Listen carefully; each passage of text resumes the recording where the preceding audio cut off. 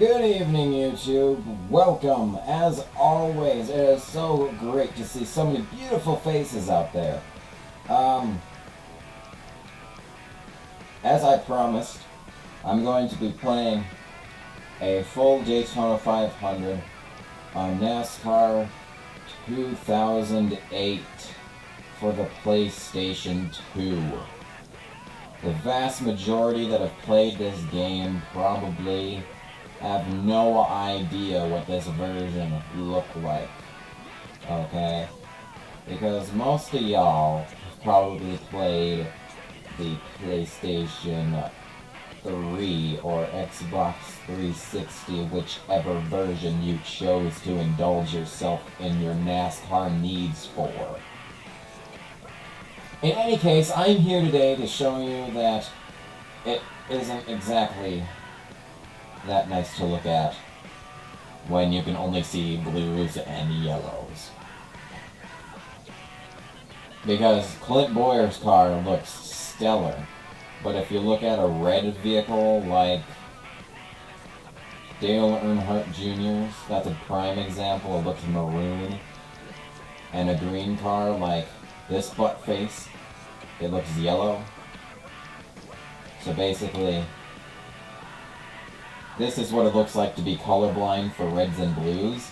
So if nothing has ever changed for you during these videos, then you're one of the lucky ones that gets to watch this channel. Because most people don't get to see good stuff. All they see is chiseled acts. So yeah, I'm just basically showing off what this game has to offer for different vehicles. I'll get started soon enough after I pick someone to play as. Bobby Labonte. I don't remember when he drove the 43. This was 2007 though when this is set in, and I didn't watch NASCAR after the very shitty Daytona 500. I think we'll play as Jeff Green, how about?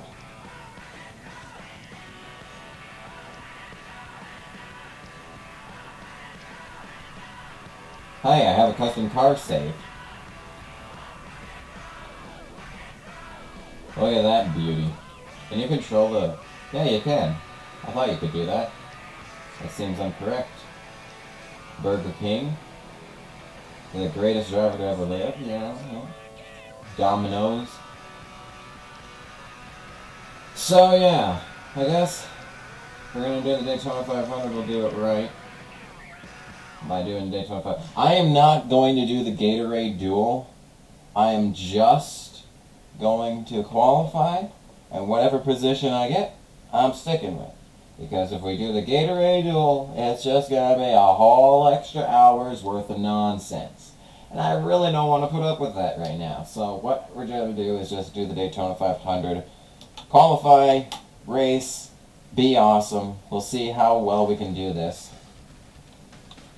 In case you didn't notice, I'm not using the Gen whatever it is cars. I'm using the good cars because, you know, and the physics engine was changed for this game. Like, it was different.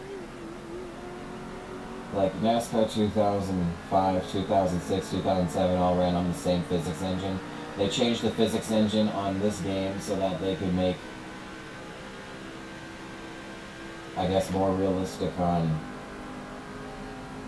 NASCAR games on the new generation of consoles. So, but yeah. I think NASCAR 2007 was released a week after the PlayStation 3 was announced. Which is kind of, well, not announced. When was it announced? Was it 2005 E3? I think it was 2005 E3. Because I'm pretty certain NASCAR 2007 came out pretty well around the time that PlayStation 3 came out. But I don't think NASCAR 2007 was on the Xbox 360, which was released when the game came out. So as you can see by the scrolling thing on the top of the screen, Kevin Harvick qualified for pole position, of course. Michael Waltrip's in third, and Jeff Green's in fourth, so maybe it does get better. It does get better. Look at that, Elliott Sadler, Earnhardt Jr. Oh, Jeff Gordon. Yay, Jeff Burton. The only Jeff that I like apart from Green. And I have not gone up any positions. That's kind of sad.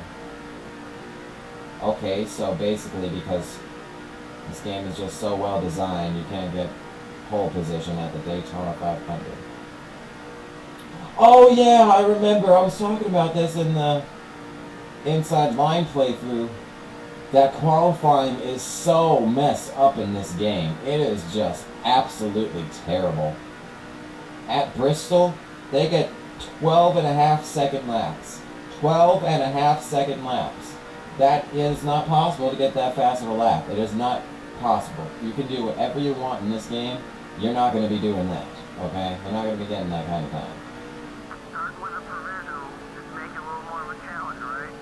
Yeah, this is fucking impossible. Maybe that's why you do the Gatorade Duel every year. Look at that, 46 seconds. Seems rather impossible to me.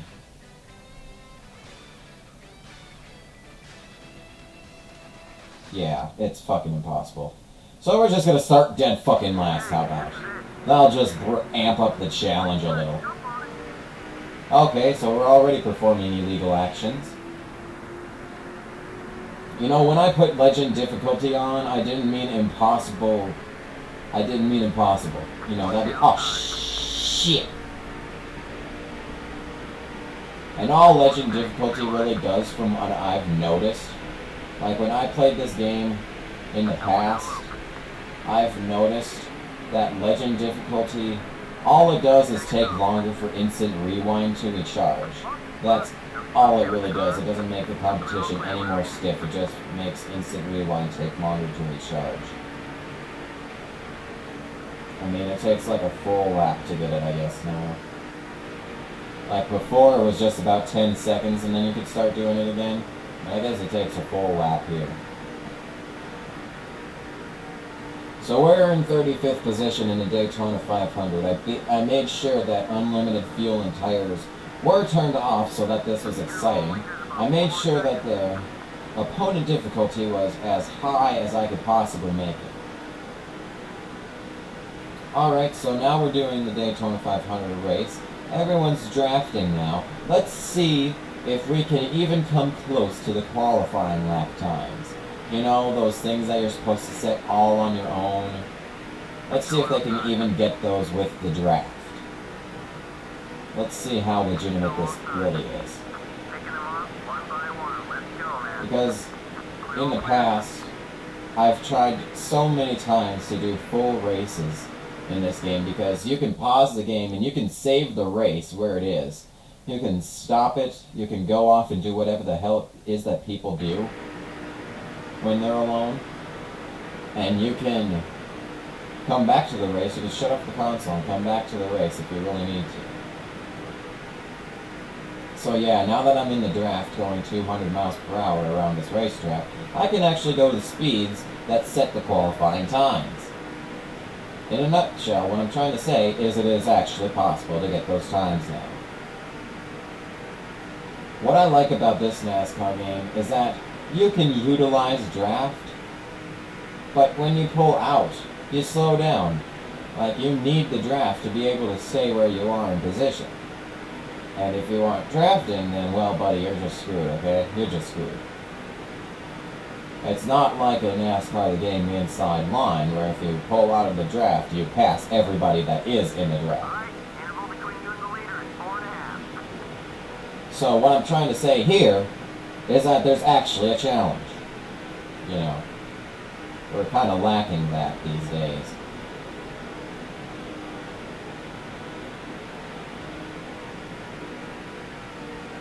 The reason why I chose NASCAR 2008 for this Daytona 500 is because I plainly remember playing this game in the past on a different day doing the Daytona 500. Only the career mode 4%, like 8 or so laps, and those were the most intense. I'm serious, those were the most intense 8 laps that I've ever gone through. Okay? That was just astounding. I mean, there were people going 3 wide behind me. I plainly remember Jeff Green being one of them. Because I was driving the 5 car. Jeff Green was just breathing down my neck. I'm certain Jimmy Johnson was in there somewhere, because he always is. Like an asshole like that. But back to what I was saying about races that I've done in this game in the past, which I've basically just been doing for the past, like, 30 seconds. I tried to do Bristol once, a 500 lap at Bristol. And I saved it, you know, come back, you know, yeah. Came back occasionally, come do the game, blah, blah, blah, blah, blah. And I always wrecked, you know, I always wrecked. At some point, I always wrecked out of the race. Like, I'd be 300 or so laps in and I'd wreck. Because it's 500 laps around Bristol, and it's not quite as intense as it was here because, well, yeah, you did have to work your way through the pack. I do remember that because qualifying is so fucking rigged against, you know, I do remember that. But I eventually kept wrecking myself out of all those races. I tried several Daytona 500s. And you know, one of my goals was to be sure that I did not damage my vehicle throughout the race. And it usually failed. That part usually failed. Terribly. When I used to do mid-race saves, I mean, I was always really worried that my game would crash in the middle of one of these huge long races. So about every 10 or so laps, I'd always quick save the game. And I'd always do it right at the start-finish line so that when I restarted the race, I'd be a whole lap further than what it looked like I was going to be. Just to make myself feel better about myself. And one time, I actually glitched the game doing that. Because when I saved it and came back later, I was a lap down. I mean, part of the car must have gotten across, and part of it must not have been, the majority of it must not have been scored, because when I came back, I was a lap down. Well, yeah, I was like in last place, going a lap down. And it was pretty stupid, I'll admit, but I did fight back from that. Another time I was going to do the Chase for the Cup mode, final 10 races and such, and I made full 100% race. And New Hampshire, that's as far as I got. And I do remember that race. That was a lot of fun. Like, I was utilizing the new stuff that they brought into the game, like lapped cars reset next to the leader, because this was right before double file restarts started when this game came out. And they still did the lapped cars restart on the inside of the leader. They were still doing that in when this game came out. And then when you lap people, you'd come back through the field, you know, and such. It'd be easy, you know. And I do remember lapping every single vehicle at one point. But I did have to go and get a pit stop, so basically I screwed myself over in that sense. Oh, those were the days. But that's the only race that I ever did. I specifically remember it because I was playing as Jeff Burton. I mean, that was like the start of me thinking that Jeff Burton was really awesome. That was like the beginning of my love for Jeff Burton. If you click the right analog stick, R3, I don't know what it is on Xbox because I've only played Xbox like twice in my life. Both instances were Grand Theft Auto, but anyway. It'll bring up your team communication center. And an element that's missing in this game that you may remember from previous NASCAR games is, well, what do you know? Swap cars is missing. That was my favorite part of NASCAR 2006 and 2007, was that when you were pacing the field and doing nothing but bleeding, it's really boring. I mean, you could swap out in your vehicle and go play as everyone else, and try to get everyone into the top 5. Everyone in your team in the top 5. You know, that's a lot of fun. Like, try and get everyone into the top 5 positions within 7 laps, and you're running like in Roush Racing. You know, that's the kind of thing that extends gameplay time. Like, NASCAR 2005, it's just you, and it gets old pretty quick. But not for me, because I've enjoyed NASCAR 2005 my whole life. Ever since I've gotten it, I've loved it. I'm going to make a 10th anniversary for it when 2014 rolls around. I'll make a 10th anniversary video for that, because I love that game so much. Been playing it since Christmas 04. Christmas 04. But anyway. Yeah, but you can do everything else. You can do everything else but swap your vehicle in this game. And I don't know if it's in the PlayStation 3, Xbox 360 versions, and they just took it out of this one, because fuck you. I mean, it was perfectly able to be done in previous installments, but not in this one because it's too advanced for the PlayStation 2, man. But you can do everything. The top ones follow. The left one is work with me, so that they will be in front of you, and you can work with them.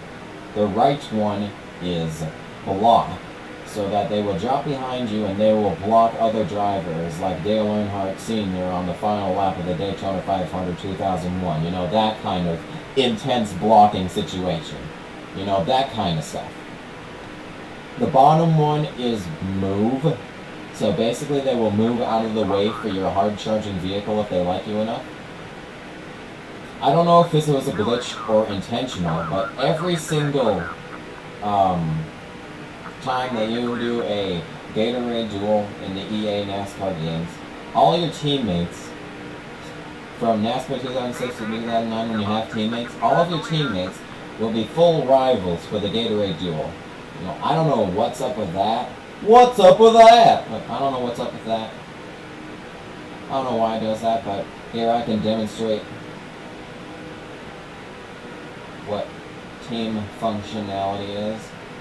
Like, let me get right behind Sterling Marlin here and we'll talk to him here.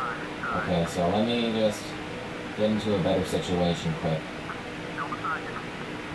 I think that's Scott Wimmer underneath me. Okay, so let's see if he'll work with me. No, he does not want to help me. Well, fuck him. Who was that in the 22? I'm curious now. Alright, so will he work with me now? Okay, so now he'll just kind of drive. He'll go wherever I go. Like, he'll be right in front of me. Like, I can share a draft with him and we'll utilize each other's drafting abilities. For the first time, I don't know how long it is, because my first NASCAR game on the PlayStation 2 was 2005 Chase for the Cup, because that was 2004 was the year that I got my PlayStation 2. So I don't know anything about the Thunder games before that, because the only Thunder game, well, actually, I do own NASCAR 2002 Thunder, and I don't believe there are skill points in there. But this is the first time in 2008 that skill points are gone. Ever since they came in, skill points, they're gone. They're replaced with track medallions, OMG. So that if you succeed, I guess, if you want to call it that, it'll give you a medallion. Like, finish first. Finish first without using instant rewind. Pass 20 cars. Lap 5 cars. You know, that basic stuff that you can only get medallions from once per race.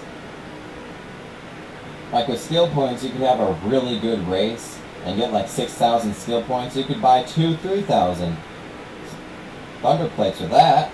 But no, in this game you can only win one thing at a time.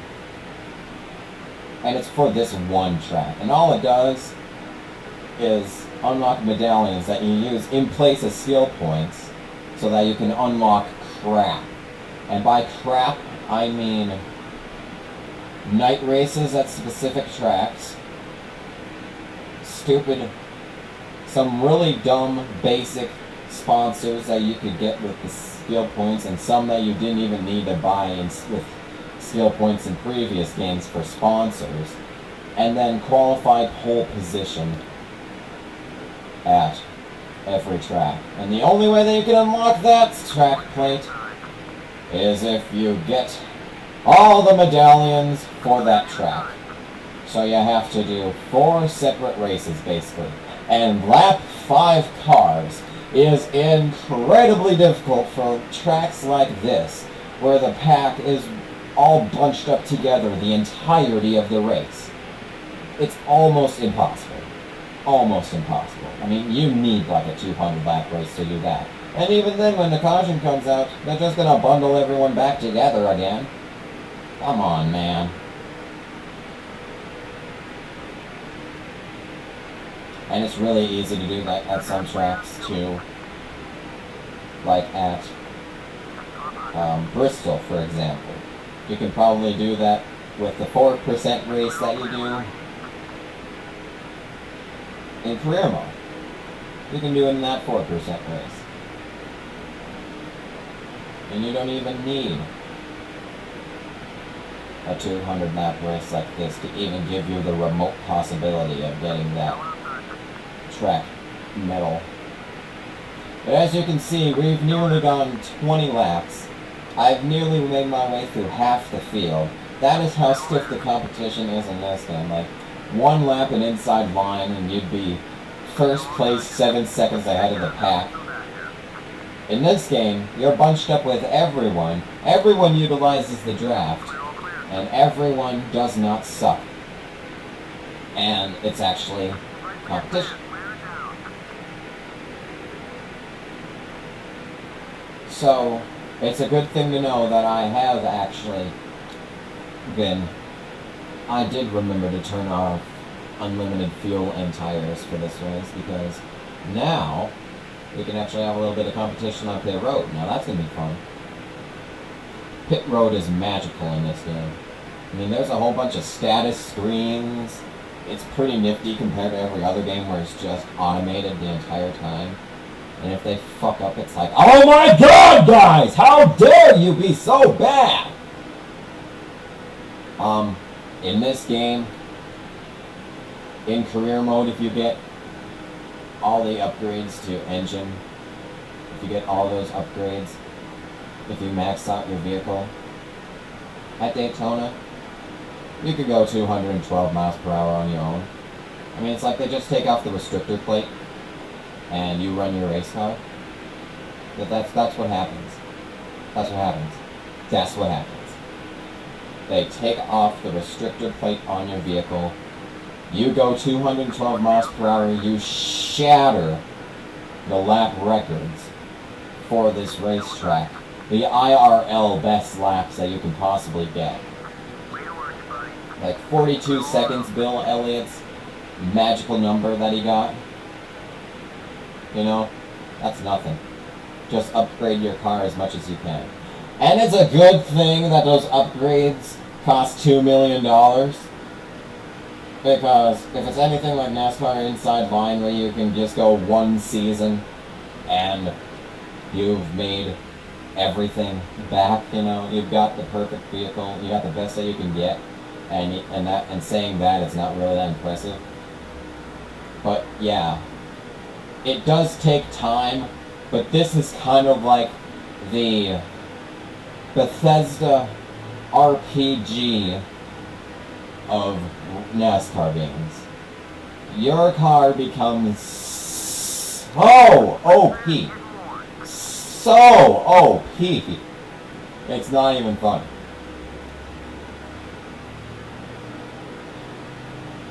But yeah, we're starting to run low on tire wear, I guess you could call it. But at a track like this, like, I remember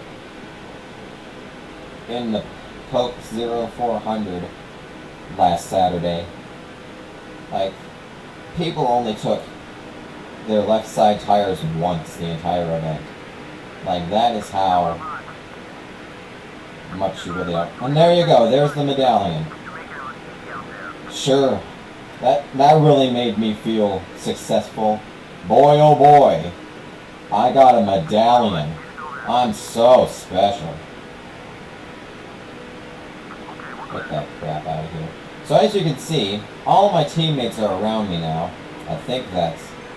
Yep, that is. If you look back, you can't see your teammate indicators. I don't know why. Good and steady, bud. Doing fine. Clear, clear. All clear. Oh, shit! I just noticed that's been echoing the entire time. Oh my gosh, I'm so sorry. That's been echoing the entire time. I'm so sorry. I knew I heard something.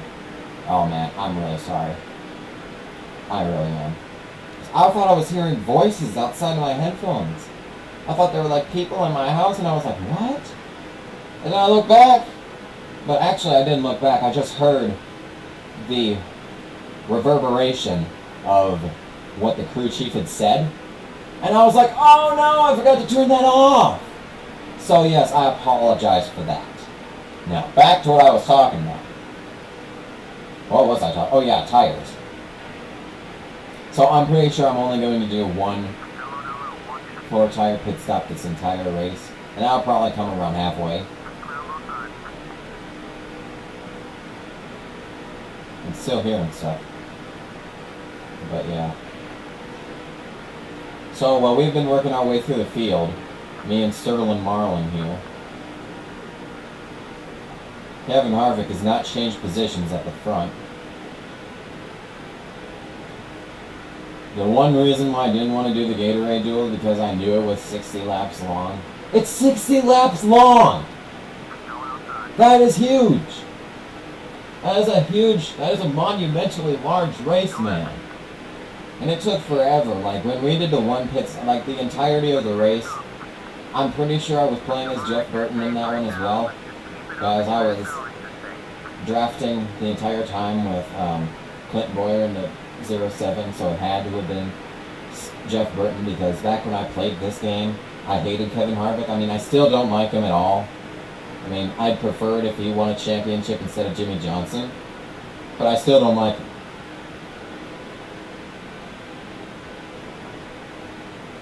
And yeah, so I wouldn't play as Kevin Harvick. And so it had to have been Jeff Burton, because I think this is the first, correct me if I'm wrong, but I think this is the first instance of NASCAR gaming since, you know, a couple of games ago, that Dale Earnhardt Sr. did not make a guest appearance, you know, special appearance like he did in 2005, 2006, I think 2007, I'm not sure.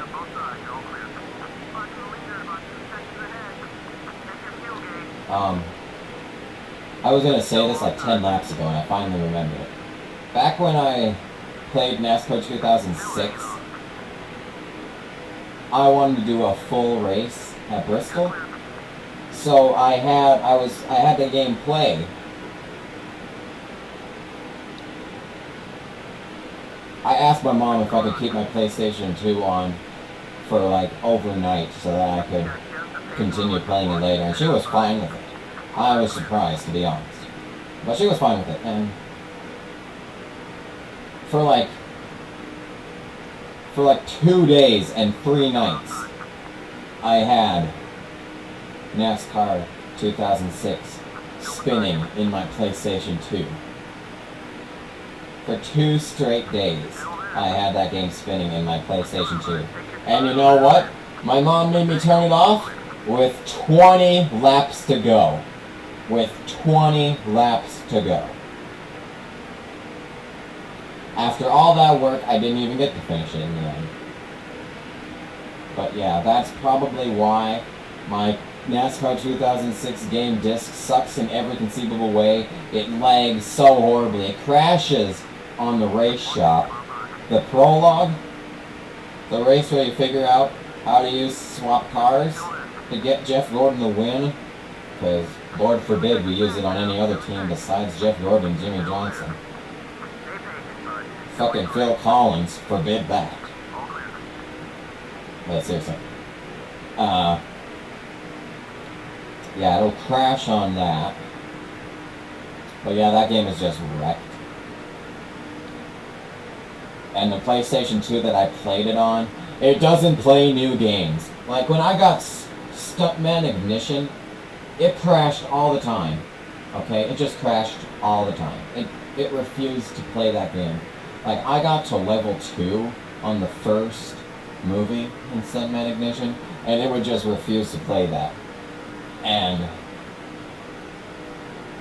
you know, because knowing me, I thought it was a disc. It couldn't have been the game console that I've been pushing to the limit ever since I got it. Couldn't be that. Both PlayStation 2s that I've had are slim. The first one I had was the black one. The second one that I have is the silver one. My grandma bought that one because I was getting sick of dragging my console back and forth from home to her house. So she just bought one herself. And it worked for the PlayStation 2. I mean, you had memory cards. I mean, you know, it was like Xbox One technology, only people would actually buy it. You know, that's what we're doing here. We're doing Xbox One right. You know, Xbox One correctly, 12 years before it even was announced. Basically. But yeah, you can see our right side tires are getting a little bit worn.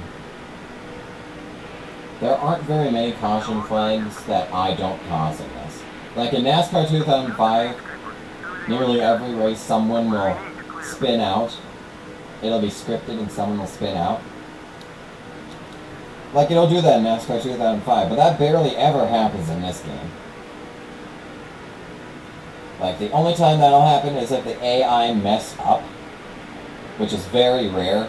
The AI is actually excellent at driving with each other. I mean, a lot better than I am driving with them. Who's this?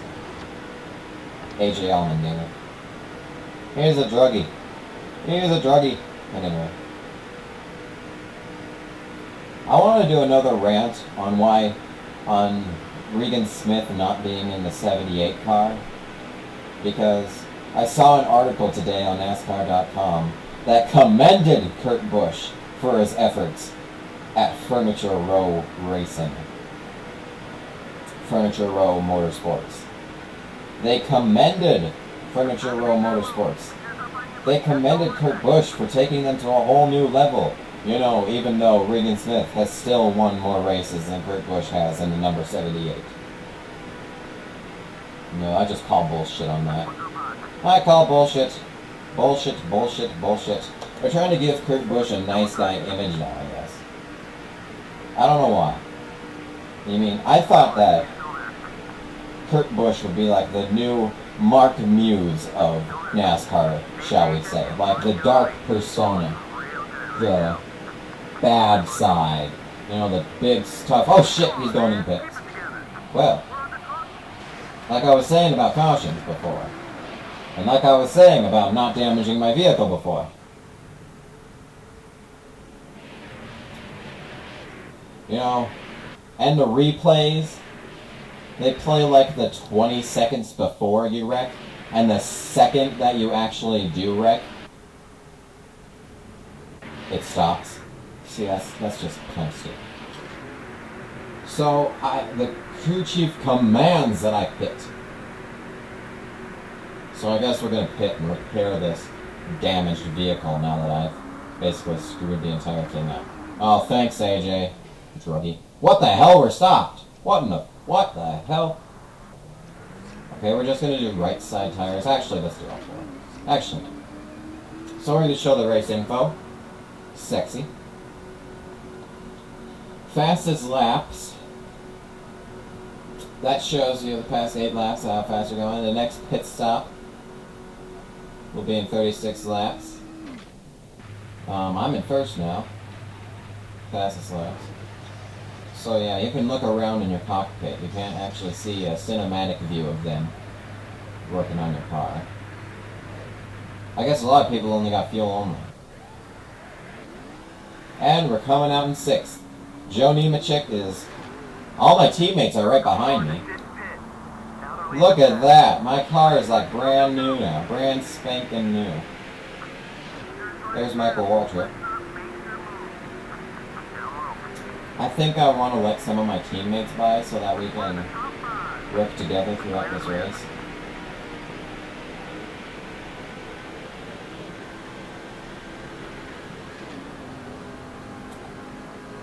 Yeah, because they're right up here now.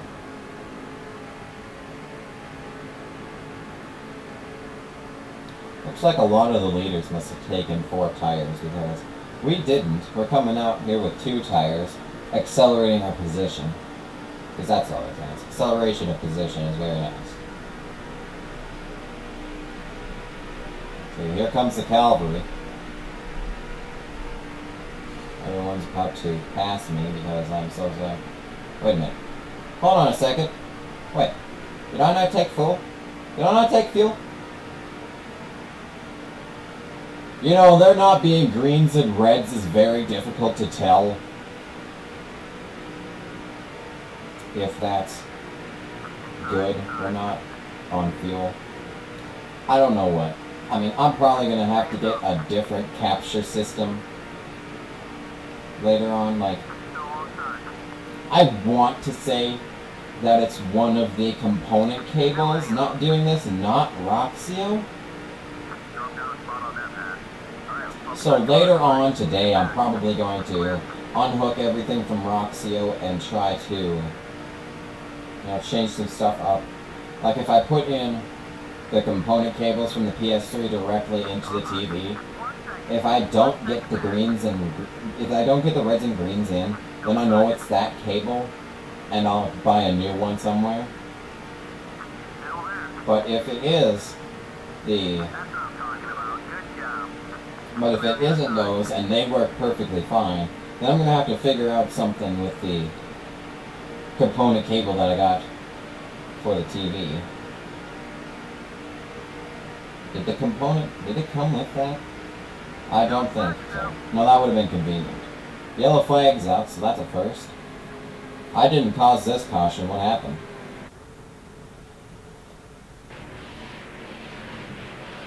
Elliott Sadler go for a wild ride? Or was it just debris? I'm guessing it was debris. Yeah, it had to have been debris. No one even spun out. So I'm not going to pit under caution.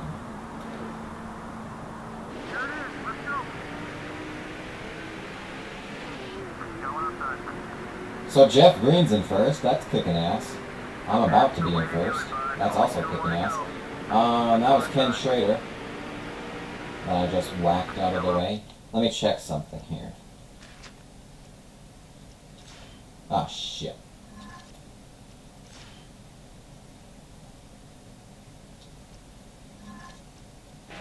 I was hoping that if you looked in there, would that give you an elapsed amount of time for when you're going to be blah blah blah blah blah. Blah blah blah, I'm stupid, blah blah blah. So basically we're just gonna go on intervals of 36 laps. So 36 plus 36 equals 78. See, math is fun.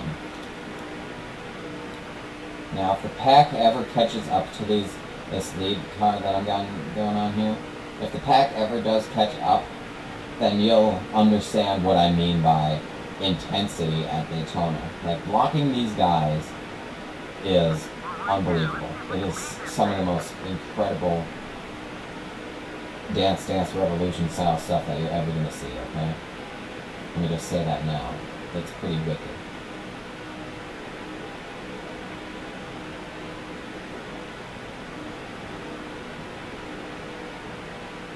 Now, I said that I played NASCAR 2000. I own NASCAR 2002 Thunder for PlayStation 2. I've rented NASCAR Thunder 2003 before. And the only version of NASCAR Thunder 2004 that I've ever played is the PlayStation 1 version. Yeah.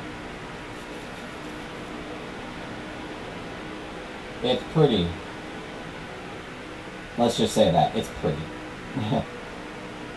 I think I'm going to show that off very soon. Because it has a kick-ass soundtrack. It is one of my favorite soundtracks in games. I'm pretty sure it has 3 Days Grace in it. It has Fuel in it. It has Iggy Pop in it. Like Little Know It All was my favorite song in first grade. I mean, I just adored it. I sung it all the time. I mean, that was like my... That was my... I'm not going to say shitty pop song because it wasn't a shitty song and it wasn't a pop song. And it was most certainly not a shitty pop song. It was a kick-ass alternative rock song that had Sum 41 in it. And I guess some people don't like Sum 41, but who gives a shit, Iggy Pop's in it. That was actually the only song by Iggy Pop that I ever heard until Lust for Life. And I'm going to be honest, next to Weather Girls, It's Raining Men, Lust for Life is the funniest song ever. It's just hilarious. I mean, here comes Johnny Yen again with the liquor and drugs. I think he says a little sex machine right there. I think that's what the lyric is. Hey, he's gonna do another striptease. Hey man, where'd you get that lotion? I've been working, I don't know the rest of the lyrics for that part, but about something called love. About something called love. Well, that's like hypnotizing chickens. Well, I'm just a modern guy. Of course I had it in the ear before. You got a lust for life. You got a lust for life. That is the funniest song. Funniest song. But as you can see, I am drafting the fuck out of Jeff Green right now. Like, I'm actually pulling away from Harvick. I didn't think that would happen, but it is. But then again, if I do remember correctly, this is what happened when I played as Jeff Burton and I drafted with Clint Boyer. Because I do remember commanding Jeff Burton, blah, blah, blah. Like, every lap around, I'd ask Clint Boyer to go into the pits with me, and I'd be like, and he'd be like, fuck no, every single lap. And then, when he decided that he wanted to go into the pits, he was like, I'm going in, and he didn't even give me a warning. He didn't even stick his middle finger out of the windshield and tell me that, you know. He didn't even give me the finger. He didn't even give me the finger. But NASCAR 2004 Thunder, PlayStation 1, I have played the fuck out of that game. Like, I found a loophole to winning. Like, there's a mode in there where you can pick and choose 8 races in whatever order that you want. And then that would be like your single season there. Well, I found out that if you race the final race in that, and then when you're done with that race, it'll count the entire season towards your win count. Really, it does that. Like, try an 8-race season. Like, what I always did was alternated between Bristol Day, Bristol Night, Bristol Day versus Night, Bristol Day, Bristol Night. And then on that final race, I wouldn't save when the season was completed. I'd exit out of it, come back, and then go to the stats screen, and I'd have 8 more wins than before. And I was like, and I stopped at 168 wins for about 3 years until I picked it up again and decided to go for that 200 win. And when I did pick it up, I was very saddened to see that you didn't unlock anything for beating 200 wins, because if I remember correctly, a lot of the records that you get in the game, there's a record screen. There's a user records where it shows everything that you've done, the best that you've done, and everything. And then there was a Hall of Fame records section where it showed you how many wins in a single season, how many wins altogether. And yeah. And I got one of those records. I don't remember which it is, but I do remember unlocking a different track for it. I unlocked a track from doing that. I do remember. And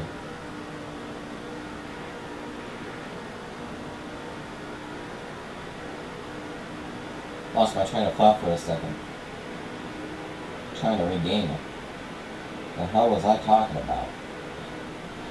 And I was very saddened to see that if you broke Richard Petty's 200 wins, like, it didn't give you a fantasy track. Like the other record did.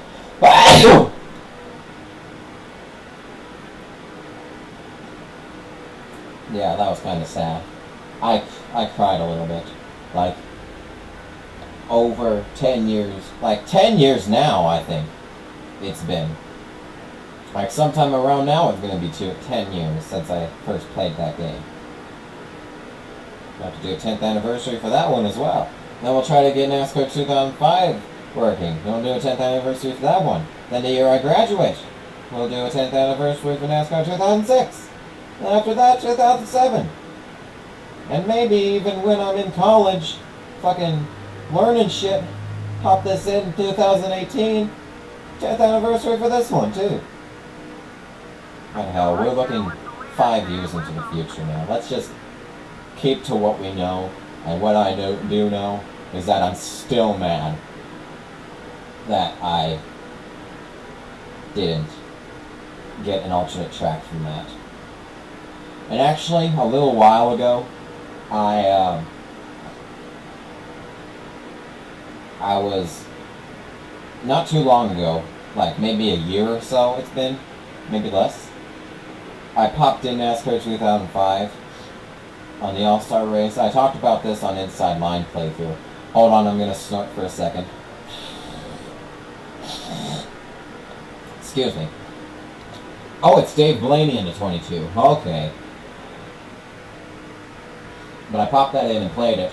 And I had my tape recorder system set up, and I recorded my live reactions to it. And I got really pissed off that I didn't remember that I wasn't paying enough attention that there was a 4-tire pit stop instead of a 2-tire pit stop that you have to take, and I got disqualified and I was yelling and screaming about that, but anyway. And in that, during that, when I was talking about NASCAR stuff, I wasn't even thinking about NASCAR in my head. I was thinking that if you put an industrial strength nail into a dried out moldy piece of bread, and if you pulled the 2 ends of that bolt and pushed the bread, would that bend the bolt? Like, I mean, bread can get pretty hard, but do you think an industrial strength bolt would be able to do that? And the only reason that I bring that up is because right now, all I can think about is if I shove a bunch of dirt-covered rocks in my mouth and press them as hard as I can against my cheeks, the inside of my cheek, would that leave indentations? Like, at the school that I go to, there's a playground.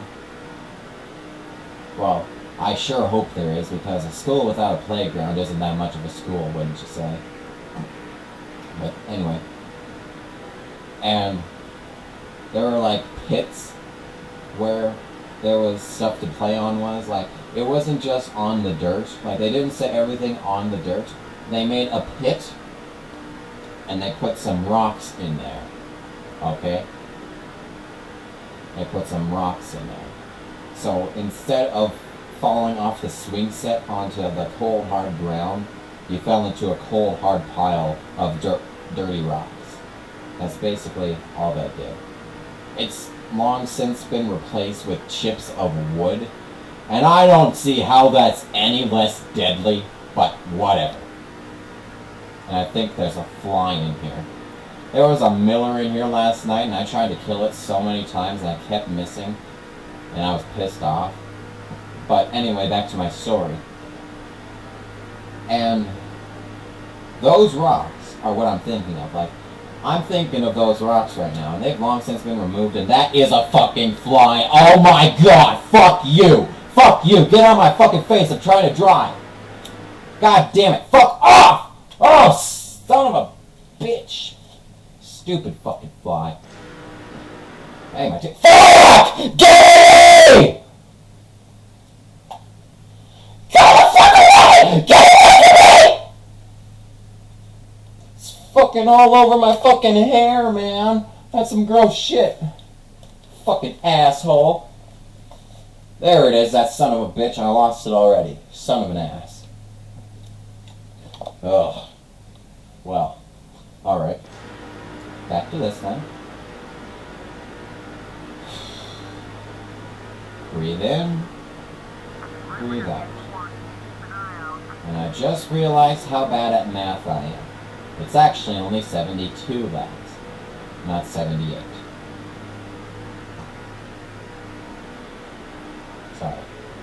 Sorry that my math is a little shitty. I've been out of school for a whole month and a half, so basically I've forgotten everything that I've ever learned.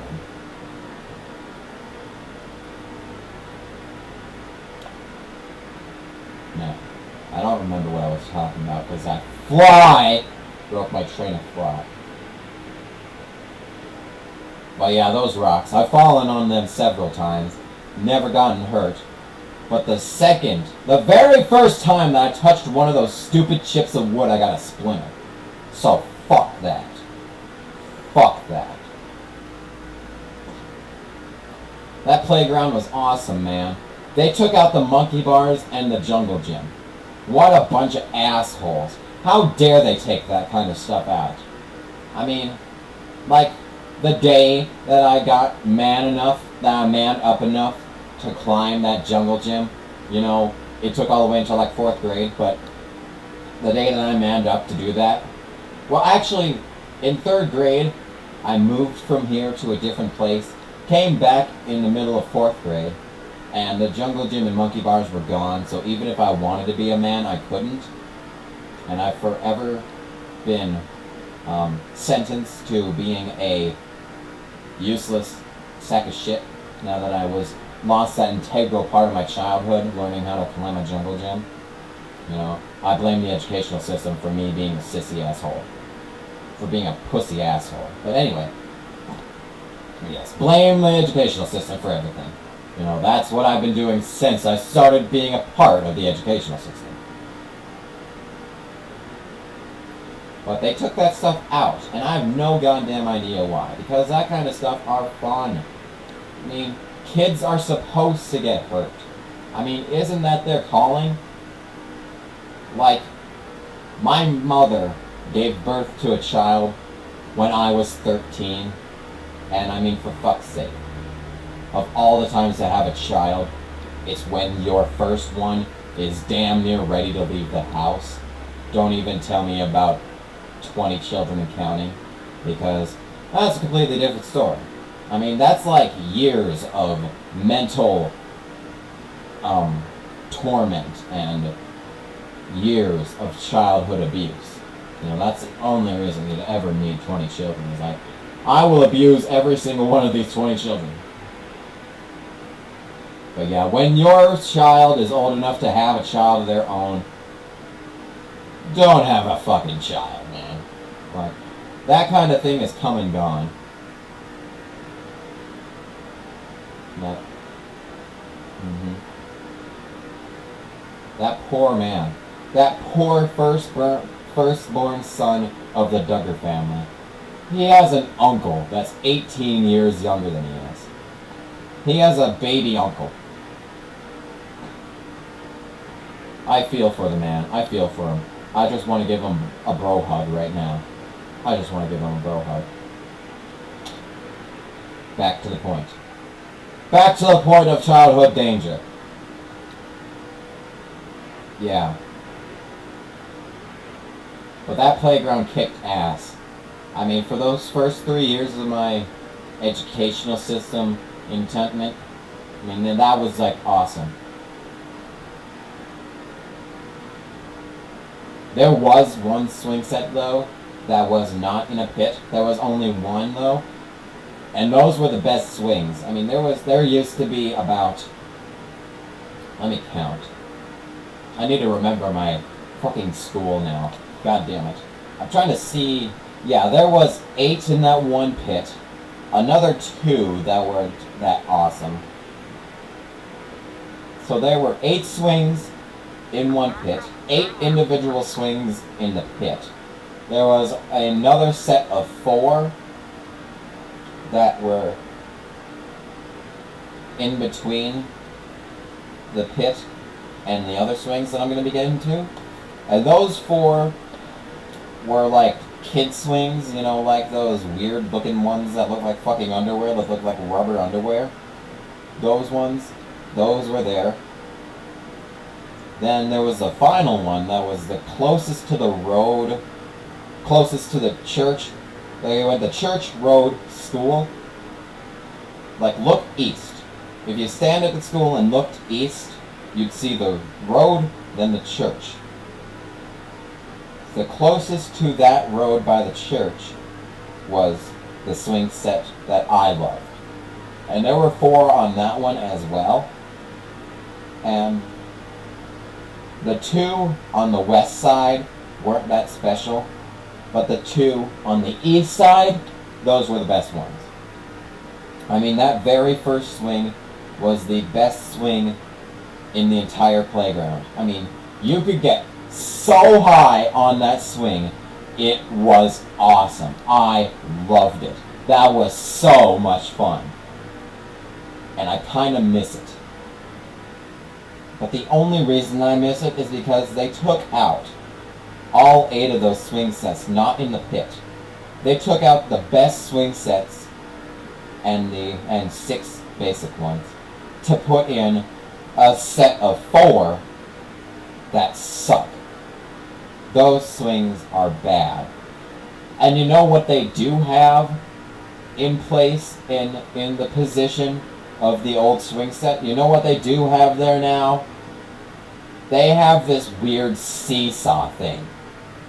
It's like 3 seesaws fused together, human centipede style. And more kids have gotten hurt on that than anything else. Like 10 kids a year fall off that and bleed. 10 kids a year. Like everything else, you had like 4 or 5 kids that fall off. Maybe one of them would bleed a little bit. But every one of them that has just flown off that thing has just gotten so brutalized. It's almost sad. It's kind of sickening too. My gosh.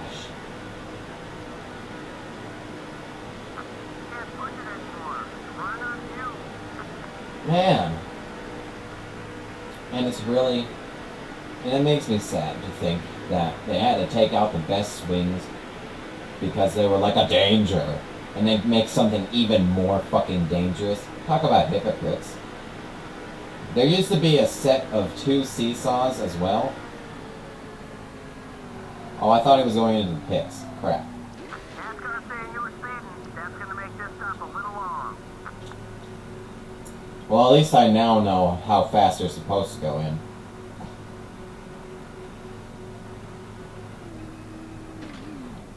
So 36 laps from now will be 106. Just try to remember that, I guess. And now I'm in dead last. So much for winning this one. Because AJ Allmendinger and Jeff Burton broke their vehicles. How about the fastest lap?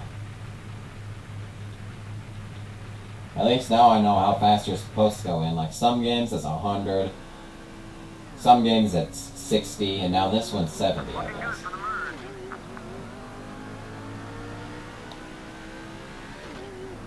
So, yeah. But there wasn't only swing sets and jungle gyms there. I mean, there's a whole nother thing that I need to get to. Like, Okay, so I was saying there were seesaws before. There were only 2 seesaws, and people barely ever played on them. Like, barely ever. And whenever I did, it was like for some dumb game that I'd play with someone else. Nothing special. And yeah, nothing special. They took those out too. And I'm just adding that in there to say fuck them even more. So now, all that remains of original stuff is... They took out the sandbox, man! They took out the sandbox! There was like this little minuscule sandbox right in the corner, right next to the street. There was the street sidewalk fence, and immediately next to that fence... Okay, so I guess they do wreck occasionally. Never mind what I said a few 100 laps ago. But anyway. We got some cars with front cover behind us. So now we're back in first, so that's nice. Well, we're gonna have to like go to the pits earlier than everyone else now. But we can use that to our advantage. Right? But all that remains of original stuff is that set of 8 swings in the pit. And the other stuff that I'll get to now. There are a couple sets of slides.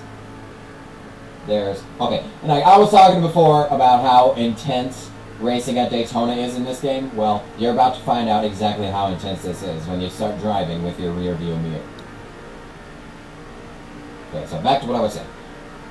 There are a whole bunch of slides. Now, the older stuff is a concoction that has a weird climbing thing that like there's like these huge steps, but they're not exactly steps, they're more like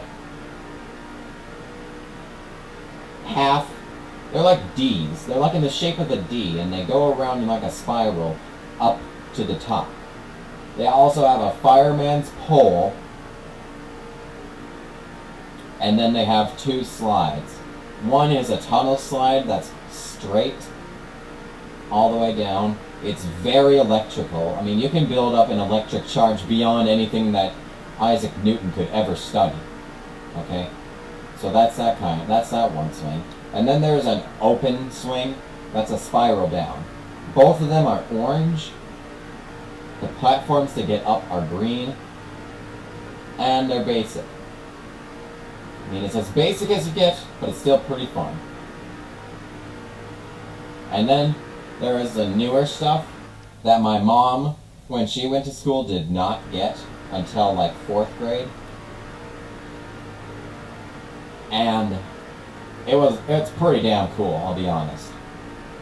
Like, if you start in the middle, you can go up some stairs.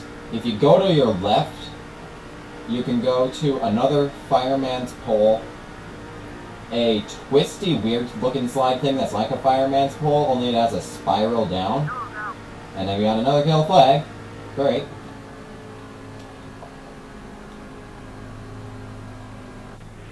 And if you continue going left, you'll see that there is a blue slide that's open top,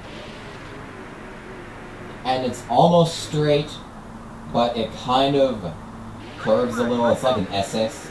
Like, if you look at this game, if you look at Watkins Glen's S's, that's kind of what it looks like. Only very, very, very, very, very, very thin. Holy shit, man. Enough with the cautions. There's barely any turn at all, but it's still essay-like. So, if you go back to that middle part, you look to the right now, there's this weird-looking tunnel thing. It has like some small windows and you can crawl through it. It's like about 2 meters long and you can crawl through it. And this is actually very significant. It holds a very special place inside my heart because when the very first time that I went to Spearfish, South Dakota, we went to a hotel, and that night I had the longest dream of my life. It was terrible. I could not wake up. Like, that was the storyline of my dream. I could not wake up, no matter what I did. No matter what I did, I could not wake up. And I think I'm going to talk about that dream after I get done with the playground. So at the outside of that tunnel, if you go from the middle, you go through that tunnel and come out the other end, there's like this weird game of tic-tac-toe that you can play. A whole bunch of different crazy symbols and such. And it's pretty nifty. And to the right is stairs. If you look right, there's stairs, and if you look straight ahead, there's nothing there, and you can just jump off, basically. In the southwest corner of that pit, there is a blue slide. One of my favorites. That blue slide. And you can go up that by climbing some weird Lego-like blocks for the first stage, and then it becomes stairs for the next part. And then you climb up this weird plastic with some ovals cut in it for feet and handholds. And then when you get to the top, you're at the slide. Nothing else, just the slide. There's some handlebars, some red railing that you can look over the side and see what's going on around the playground. And then you can go down the slide. There's another way to get up it that involves going up some more D shape, but instead of being in a spiral pattern, it's just straight. Like, it's really weird to explain. Like, there's the pole in the center, and then the D's are around it. It's at like a 45-degree angle to climb up it, and the D's are straight. They're like uniform. They're not in a spiral, they're uniform. And that's the way to get up that. And then the last slide, we had a pretty kick-ass playground. And then the last slide on that pit is a red slide. That's kind of like the roads in San Francisco that you can fly off in Test Drive 5. It's kind of like that. Like, it's a red slide. You climb up one end of it, and then when you get to the top, you can slide down for part of it. It flattens out in the middle, and then it slides down and flattens at the very bottom. And that's pretty kick-ass, I gotta say. The last thing in that pit is at the northernmost part of it. I think they took that out. I'm not sure, but I think they took that out. It's a, it's one of those weird zip line-like things that you grab onto it, and then you run, and then you lift your feet off, and you hold on to the handle thing, and it'll slide you across to the end. It's one of those weird things. So I hope I've done a good enough job explaining my elementary playground to you. There's a little bit more to it, but it's very basic. Like, the stuff that you can play on takes about half of it. Then there's a line of trees right next to the oldest swing sets to the west. Then there's like a little itty bitty thing that you can stand on. It's like a miniature sized football field, because that's all that anyone would ever play on it. Like, when we got to like second grade, like before then, like I'd play on it, like not football, but after second grade, everyone always played football on that. I thought it was stupid, but whatever. Every man's dreams to himself, I guess. Girls barely ever played it, but it was sure a sight when they did, because it always kicked the guys' asses. It was pretty funny. I mean, watching that, looking through the trees on the swing set, now that was some fun stuff. That was some funny stuff. But back to that. Then there's that. Then the trees end about 15 feet past the swing set. No, 15 yards past the swing set, old swing sets to the south. And next to that is this weird basketball game with this. I forgot about this part, I'm sorry. I think they took this out too, which is why I forgot about it. There used to be two of them, now there's only one. Now there may not even be one. You know, I haven't really looked at the playground that well for a couple of years. Maybe that's why I keep forgetting everything. But back to the point, it looked like a speaker system. Like one of those PA announcement systems in the middle of an oil field or something. in the middle of a work field. But you can shoot like basketballs into it, and then it would randomly choose it for itself which of the 3 holes it would pop out of. You know, it wasn't much, but it still was entertaining enough to keep us corralled long enough for like 40 minutes every day. So after I talk about this, I'll get to that dream that I was talking about, and then we'll probably get on a big tangent about dreams as well. Yes. For nearly half of this race, I've been able to talk up a storm. I'm impressed with myself. I mean, it's been an hour and 11 minutes nearly, and I've been able to keep talking throughout the entire thing. And I just thought I'm not even thirsty. And you know what I am now? Thirsty. So back to the playground. So all that stuff that I've talked about takes up about half of the actual playground that we're given. And then there's another half to it to the south. And there is just basically a big open field where you can do whatever the hell you want except kill each other. That's basically what it was. And I mean, during the winter we built snowmans. During the very, very, very, very, very short part of the year that's actually kind of warm, we'd play like tag and shit like that. And that's basically all there was there. But to the west though, there's this weird circle of cement.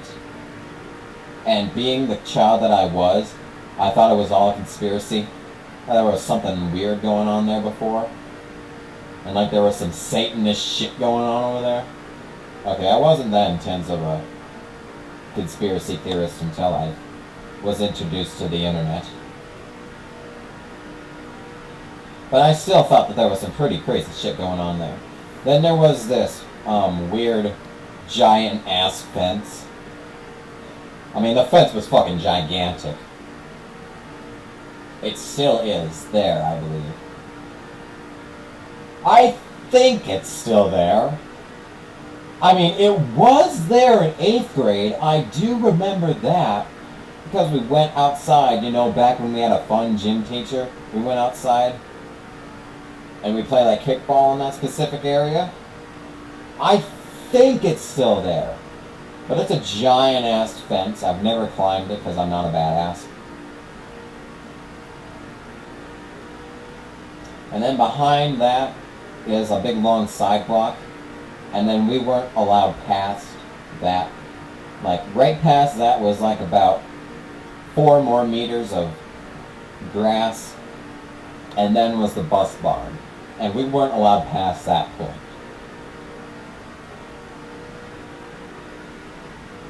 To the east, the very southeast corner, with that sidewalk actually leads to a preschool, and they have their own little equipment section.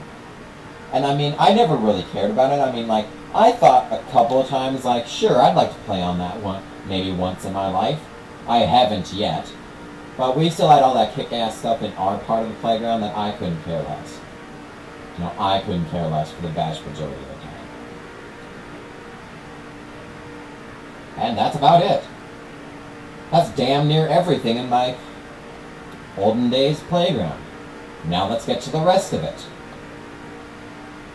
In front of the school, like at the very front of the elementary school, you can enter, and there is this like 50 yard by 20 yard block of cement with stairs that you can go down to the high school, down to the playground. And on that is a singular basketball court. It's pretty small, but it gets the job done. I'll get to the hill in a second. Then at the very bottom, you follow the stairs down, and like there's a parking lot type thing. There was a parking lot type thing, I should say, where there used to be 2 basketball hoops, some 4 square sections,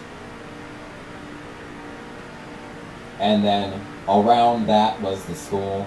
Like we'd screw around in little sections next to the buildings, and we'd talk up a storm. You know, While our grade was able to do recess, for those 6 years, I'm pretty sure the vast majority of the high school never got any work done. Never got any work done. They were too busy watching us play. I mean, we, as a class, are fucking awesome, okay? I wouldn't want to be in any other grade, I'll be honest. Like, I wouldn't want any other class. Like, you can have any other class. Like, the people that I've surrounded myself with for the past 9 years, for the past 10 years, not counting the part that I was gone, the past 10 years, not counting the part I was gone, I would not have it any other way. I mean, those people kick ass. And I know some of them are my subscribers, and I know they're probably thinking, oh, shut the hell up. You hate us as much as we hate you. And wink, wink, I agree. So, never mind that. So, yeah. Now, that's basically everything that I want to get into right now. I'm going to be getting into the very last part very soon. But let me just say one thing. In 6th grade, for me anyway, that's 4 years ago, they decided that they were going to build a new library. They were going to tear apart the one that we had now, completely renovate it into a commons center, just basically a front entrance. And then to the east side of that would be the library. Well, since they were going to add on, they had to tear apart that little place with Foursquare and basketball hoops. They had to tear that apart. They tore that part apart. They built the new library, and then they built a little roundabout in the center with a little bit of parking. But you're not allowed to park in it during school hours, so it's basically pointless. And you aren't allowed to go in there anytime during the day because that's where the buses pick up and leave children.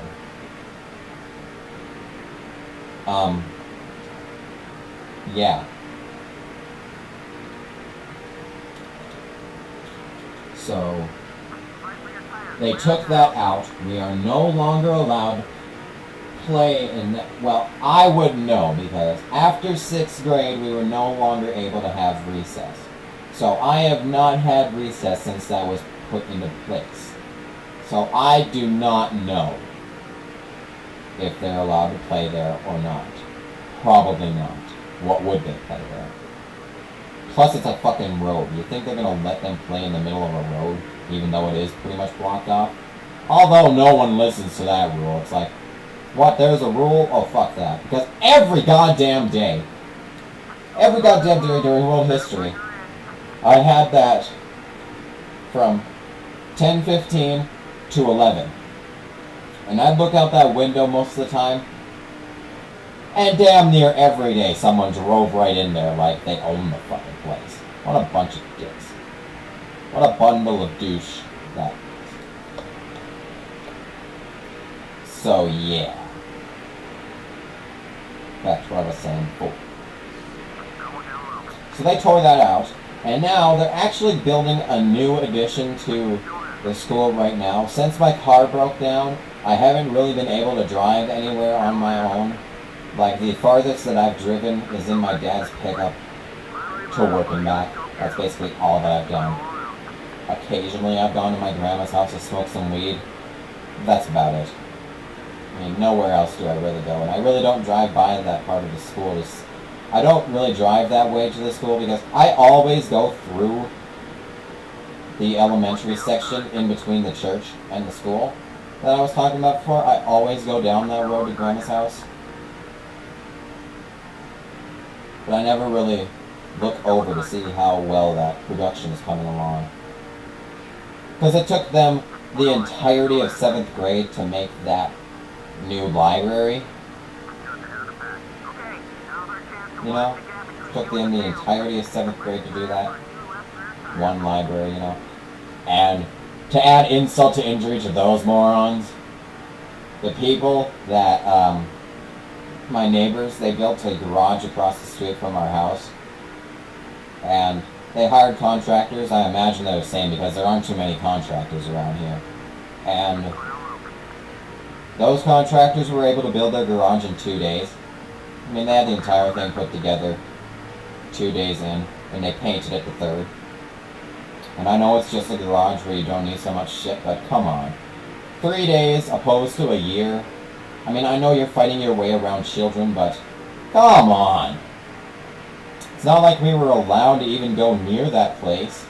I mean, they had that stuff fucking police taped off. But like I was saying before, they're building a new addition that's going to finally link the middle school and the elementary school together. What did they have before? Well, they had this little outside that had a cement staircase and a hill.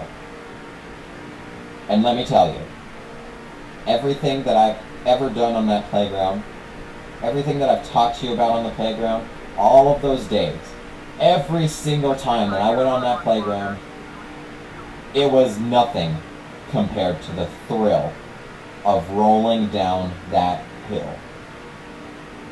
That hill.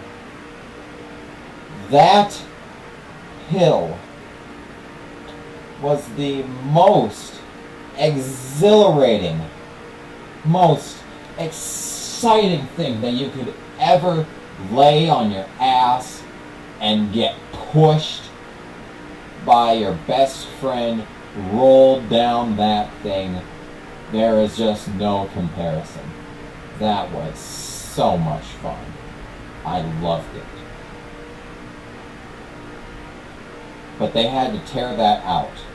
They completely tore into that hill. They removed the vast majority of it. Like, there's nothing left. They removed it to make this stupid addition.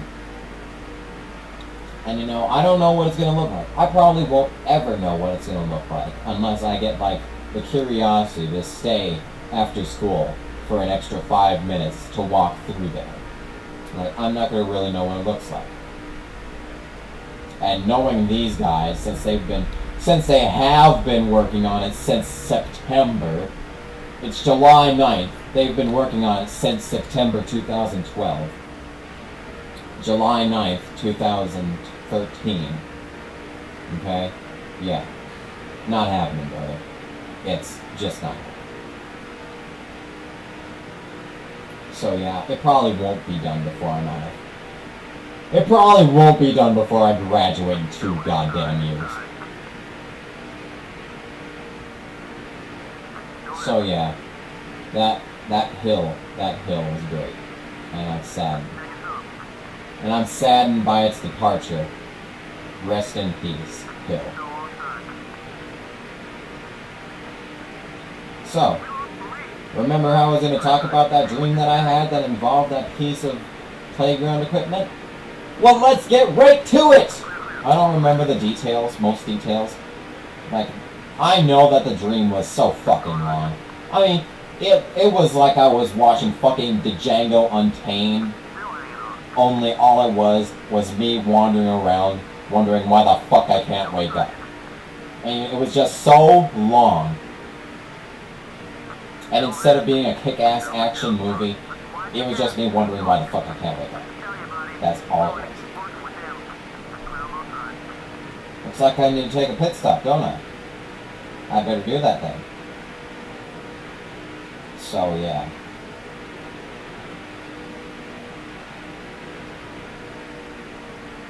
You drop back to 4. Are you still in the top 5 and you're still running good? So just stay with them if you can. Cool. That was actually a nice entrance to pit road, I gotta say. So, from what I remember, the earliest part of the dream that I can remember is I went to my great-grandmother's apartment. She used to live in an apartment, and I went in there. I remember going through the door, and looking down into the kitchen, because you walk through the door, you're in the entryway. You step forward like just 2 steps, turn to your left, there's the kitchen and the dining area. And Denny Hamlin just flipped over. Damn. In that dream, Watch those cars behind you. They just pitted and they're going to be fast. Stand on it. So in that dream, my grandma, my great-grandma, and some other older woman that I probably know but can't put my finger on were playing like fucking poker or something, I don't know. And they were sitting there, and I run into there. I yell, I can't wake up. And my grandma was like, did you pinch yourself? And I was like, yeah, that's the first thing that I did. And Jimmy Johnson when I finished, DNF'd. And then they didn't know what to do after that, so then I ran back up. In those like 5 seconds, it took me like 2 minutes to explain those 5 seconds. Then after that part, I'm trying as hard as I can to remember this chronologically. But I barely remember any of it anymore because I had this dream 8 years ago. Okay, so please don't put the blame on me for not remembering the vast majority of it. Then the next part was me hiding in that weird tube thing that I was talking about, thinking how I couldn't wake up. And that lasted for about 5 seconds. And then the next part of my dream, the last part of it that I do remember, makes me think that I must have been on some sort of hallucinogenic drug when I was a child. Because at this point my grandmother returns from earlier in the dream. She grows fucking wings, picks me up, and takes me through these clouds, singing this song about how dreams... Like, the song went, I wonder what the next dream is. Like, it had this strange children's song beat to it. And my grandmother's son suddenly grew the voice of Celine Dion and was singing fucking epics. Singing a ballad about I wonder what the next dream is. And there was like shit flying everywhere. Shit was flying everywhere, and there were like these road signs with like people playing fucking basketball. It was some weird shit, man. It was some weird shit, and that's all I remember. And to think about it now, that's all I ever can remember. It's probably for the best, okay? You know, the last thing that I need is to remember anything about that. Because that seemed like some sort of thing that you can be held against in the future. So I think 142 lap is where we're going to be next. I'm going to scratch my neck for a quick second. There we go. So, fucking fly's back. Remember the fly? Well, its ass is back, and I'm about to fucking spank it. There it is. I think it just flew out the door. Thank fucking Phil Collins. Thank Phil Collins. There, it's still here! Fucking shit, it's flying all over the place. God damn, it's like that dream all over again, only it's with the same fly and it's just being an asshole. It's not even something I can laugh at. Okay, so, let's think about some more dreams, huh? That only took about 20 laps to explain. So, let's talk more about some dreams, huh? What? Fucking shit fly! Fuck you! Get out of here!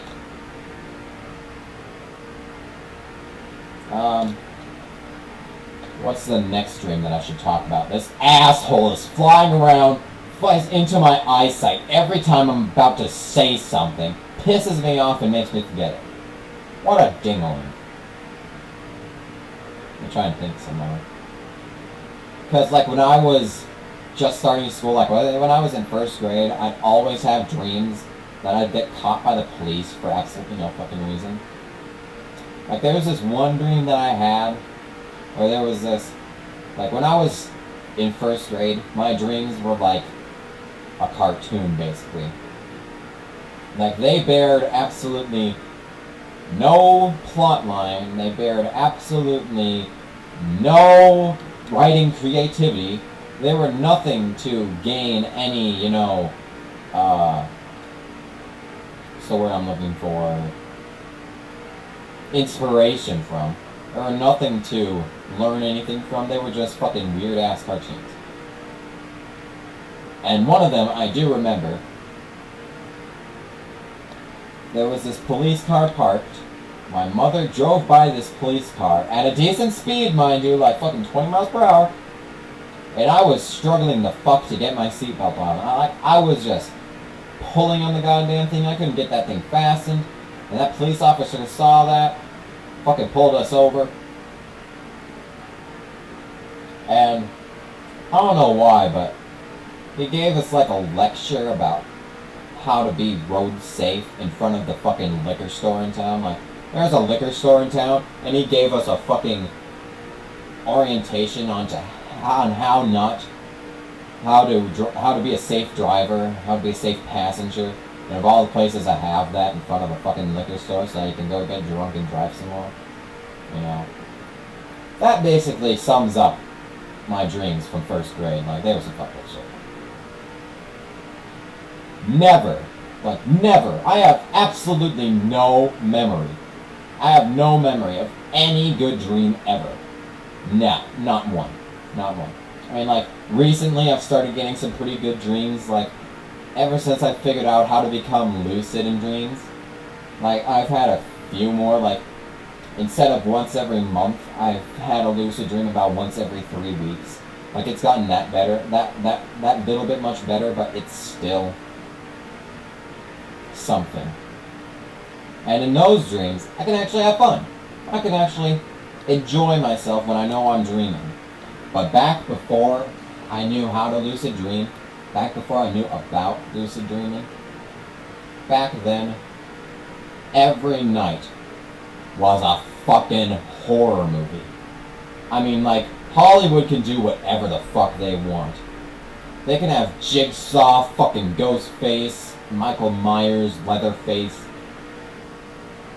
Jason Voorhees, Freddy Krueger. They can combine them all into one gigantic clusterfuck of horror movie. You know, I actually want to see that. I mean, I'd like all these classic horror faces to come together in one movie and fucking tear shit up. You know, that'd be awesome. Hollywood, but anyway, they can do whatever they want. Nothing is going to come close to that dream that I had. Those dreams that I had. Because, like, they hit close to home. Like, I was scarred as a child often because my mother told me that if I left my PlayStation 1 on for too long, it would catch on fire. And, yeah. Because, like, it doesn't have any fans and it will overheat. And it'll probably ruin your system quite a bit. But I don't think it's going to set the damn thing on fire. But, like, back then, like, even now, I rarely ever keep my game systems on for any longer than I need to. Because I'm still freaked out that that might happen someday. And, like, most of the time I'd have dreams where I'd be playing my games and I'd, like, turn it off because it's about to catch on fire. And then for whatever reason, it would turn itself back on, and I would always be too slow getting back to it. And it would, and when that thing was to the point of overheating, when that thing got to the point of no return, the gates of hell opened wide open, okay? Fucking demons flying everywhere. Fucking Inferno. 666 man. Satan himself in his fucking ripping biceps. His horns just pointy as fuck, man. He just fucking pulled everything out of hell along with him when that PlayStation overheated. And that is some scary shit, man. I mean, those dreams, I can remember one vividly. Back when I was really young, like first grade, blah, blah, blah, I got a screen for the PlayStation 1, the travel screen. And like instead of using the TV, I would usually set up in the bedroom. And in my bedroom, my grandma's bedroom, on the goddamn floor. And I'd play some games with that screen. Now, most of these overheating occasions happen in the bedroom of my grandmother, because my grandma would sit on the couch and watch her TV while I'd be in her bedroom playing my games. I mean, that screen was so handy. Those were probably my grandma's favorite years. She didn't have to put up with beep, bloop, blip, blop, shoot, shoot, bam, and then me screaming in hate every time that I screwed up. But most of the time when I had those dreams of it overheating, it was in that bedroom, because I was playing it most of the time. And two of them I remember very vividly. I don't remember just one, I remember two, brother. The first one, I don't know which one happened first. I'm pretty certain this one happened first, but I'm not quite 100% on it. But the first one, I was playing the game, okay? I got done with it, I shut it off, and then the console fell off of the bed onto the floor. It turned itself on. I mean, the screen was still floating there, like where it would normally be, but the console was on the floor, so basically, this story already doesn't make any sense to begin with. And I was crawling on the floor, because most of my dreams when I was younger was in third-person view. More recently, it shifted to first-person. Well, not really more recently. Ever since I got back from Spearfish, it's been first-person view. And yeah. So when... And I fell on the floor, and like I was crawling, I was fucking soldier crawling on the floor, looking underneath everything. Like, I saw my controller, I lifted up to see if it was underneath. I saw a trading card on the floor, I lifted that up to see if the console was underneath that. And eventually, and like, it was too late. The gates of hell had opened, and god damn it fucking turned the world upside down. I have another instance where something similar happened, but I'll get to that after this next one. Now the next one, I was playing the game. I do remember it being the game Test Drive 5 that I was playing, because it was the only game by Accolade that I played on the PlayStation 1. Or whatever that's called, that first screen where it goes, yeah, and then the Pitbull screen comes up. Whatever that first one is, that screen came up in the dream, and I was playing. Then I went off to do something else, and then like 2 seconds later I forgot. I remembered that was playing in there, and it was going to overheat. So I rushed back into the fucking bedroom, because it's in there again, I rush in there. I'm like fucking speed of sound, Sonic the Hedgehog getting into that bedroom. And on the screen there's this sleeping dog and a countdown. And then when that timer, I mean, I was awestruck looking at that timer that I didn't even think about turning off the system, doing what I needed to do to stop this from happening. And then when that timer went to 0, that dog woke the fuck up, man. It woke the fuck up and started tearing shit apart. And Satan came in again and all that crazy shit. I have a lot of creepy fucking dreams, man. Like, those aren't even the weirdest, okay? Those aren't even the weirdest. I mean, from what I can remember, it just brings shivers down my spine what I'm thinking about, man. I mean, this was back when I was a child, before I knew what genitalia was for. Back before I knew the world around me. Back before I knew how to differentiate the truth from fiction by using my own brain power. I mean, you can understand, for those reasons, why I would believe that shit like that would happen. Now, I used to have this weird like, electronic computer thing. It was an educational system that was a lot of fun to play on. Batteries leaked in it, and it was fucked. I was so sad. Actually, I wasn't, because of what the dream that I had, because if I hadn't had that dream, I would have been crying, because I used to have this favorite toy of mine, and then the batteries leaked in that one, and I was really sad then. I was like crying then. But this one, I probably would have cried had I not had this dream, because I was just playing the game basically, and in real life, if you got a question wrong, it'll say, sorry, try again, 3 times before ultimately giving you the actual truth of what you should have been answering the entire time. And instead of being nice about it, it's like, oh, you'll get them next time. It said something, it didn't say that. I mean, it was like, oops, try again. Every time that I got it wrong, it slowly and slowly turned more demonic, until eventually the thing took control of itself. Fucking tentacles flying out of it like this is some monster octopus type shit. Fucking flames of hell return again. And my grandma's fucking living room has become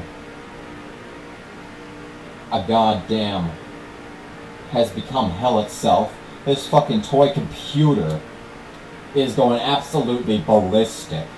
And I don't know how I stopped it, but I must have somehow, because I do remember the dream ending well. But ever since then, I was always wary of that toy. My God, that was creepy shit. I mean, it's really hard to explain the scariest of your own dreams, because the fearness level really isn't accurate, because now I realize how absurd it is. But back then, when I didn't understand that it was just a dream, when I didn't understand that that wouldn't happen in real life, and that I didn't understand that I shouldn't be afraid of something like that, because looking back on it now, it wasn't even that terrifying. I mean, I could have just hit the off switch at any point in time. But back then, man, holy shit, that was creepy. And like our perception of fear kind of changes over time, except for spiders. Spiders are always fucking creepy. But most things eventually just die down in fear for me. Like, back when I was 5, I used to hate dogs. I mean, I was so fucking scared of dogs. I thought they'd maul me.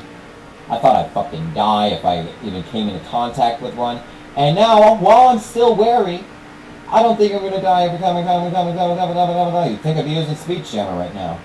Every time I come in contact with a dog. Now, I've grown out of that. But back then, if I had a dream about dogs fucking slaughtering me, then yeah, it probably would be fucking creepy. To me now, and I'd be wary of dogs to this day. But I'm not. Thankfully. But this,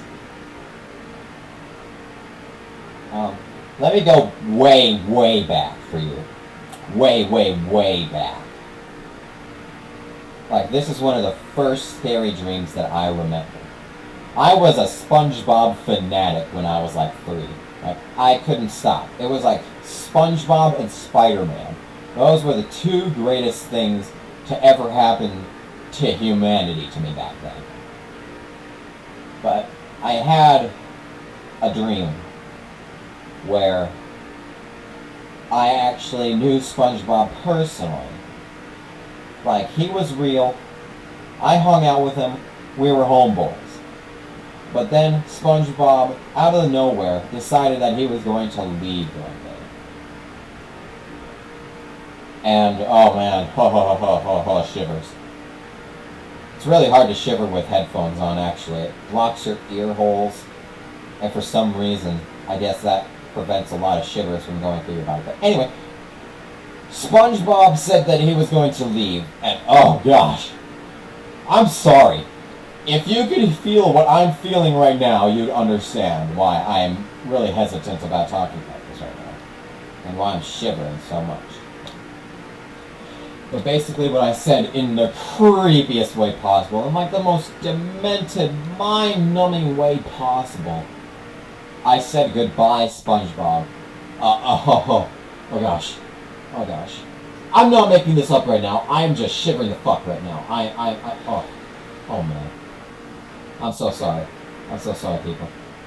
Oh. Goodbye, SpongeBob. I'm gonna try and mimic the exact way I said it. Goodbye, SpongeBob.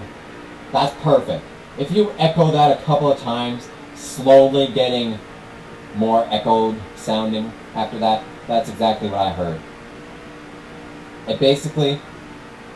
Oh my gosh. Oh. It was SpongeBob by himself in this black room. A poster of my old SpongeBob poster that I don't know if I got rid of. I might still have it. But I had this old SpongeBob poster, and that was hanging in this room as it's slowly, like there was, like, image by image, like, it gradually got further out, like, it was 3 times. I said goodbye, SpongeBob 3 times as it slowly got echoed out. And it would start out this huge close-up of his face, and it would pull out to see this just absolutely unbearably disgusting looking thing that you would want to call SpongeBob. It's almost a nightmare version of SpongeBob. Pretty much was a nightmare version of SpongeBob. That would pull out the second time for that, and then it would pull out one last time to fully reveal the poster, and the real SpongeBob just sitting there by himself in this black room as goodbye SpongeBob echoes out once more. And oh my gosh, that was just terrible. I remember them only doing that goodbye SpongeBob thing twice. I'm pretty sure it happened more than once because the second one was the creepiest of all. Oh man, shivers. Oh gosh, shivers. Oh man, that's full body shivering right now. Oh my gosh. Oh my gosh. Get blood flowing again, man. Get blood flowing. But it was just this, like, oh. SpongeBob was like frozen.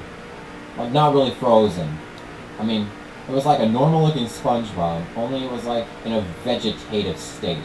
I mean, his eyes were just glazed over, his mouth slightly open, in like a buck teeth kind of way. I mean, not like a SpongeBob buck teeth kind of way, but like in the real life lips, duck facing kind of buck teeth. And it was just slightly open, just very minimally. It was just like, if you could just see my face right now, I'd try to describe it the best that I could. I'm trying to describe it the best as I can right now, but I'd show you. It'd be so much easier, but I'm facing away from my camera right now, so I really don't want to turn around and interrupt this gameplay just to show you what I dreamed of once. But gosh, I can still hear that voice. Oh man, so haunting. But that's the oldest nightmare that I remember. I'm sure I have older ones, but that is the oldest nightmare that I've had. And all of these that I'm telling you are true. I mean, I'm not making anything up. Like, when I talk with my friends, if I couldn't think of a weirder story to tell them, I make them up. But right now, I'm not making anything up. That was the dream that I had. And I mean, like, it progressed. I mean, it was kind of a plot. I mean, that was like the loosest way to describe a plot in the history of plot. But it was still more of a plot than most other dreams that I had back then were. Like, I'm pretty certain that was the oldest one. Another part of that dream, immediately after one of those SpongeBob Echo things, it showed this race car. Like, I used to live in an apartment complex. There was a north building and a south building, and there was a weird parking lot. My grandmother still lives there, but we have since moved out of the apartments. And one day, this race car, this guy driving a race car pulls into the parking lot, and I just so happened to be outside holding a die-cast car, one of those Hot Wheels. I think I still have that toy car. I might not. It might be like fucking hidden underneath all of my Hot Wheels, but I had the very same vehicle. Like, the real life vehicle was there. He was driving up to me with it. I so happened to be holding the toy car version of it, and I was astounded that I was actually seeing the real life version of this car. I thought it was so cool. I thought it was so cool. We're gonna have to pit again soon, though.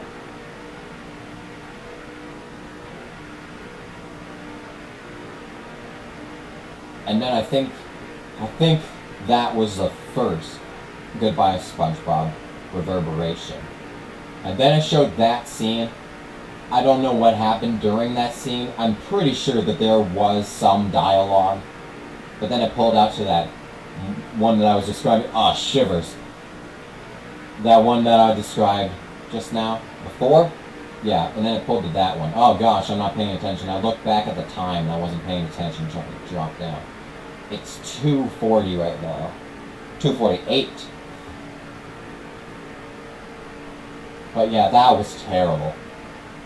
That was just awful. And now that I think back, I don't know.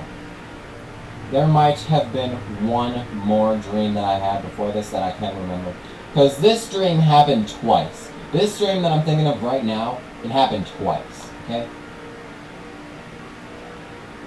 There's this witch, okay? She's brewing up a concoction in her big pot. Now, all of a sudden, Elmo comes out. Okay? Y'all remember Elmo? He comes out, the witch casts a spell, and Elmo is flung into this wacky-ass portal. It is some scary shit, man. I mean, for someone who used to watch Sesame Street all the time, to see that happen to Elmo, I was petrified. I was just fucking petrified. And that, either that or the SpongeBob one, was my first nightmare. I'm not sure which one it was. It was one of those, and it was my first nightmare. So get up there and show them what racing's all about. You know, you're gonna need some of that grip later. How are we doing on fastest laps? Still not getting it. While they pit, I'm going to go to the bathroom. I'll be right back. We'll meet up then.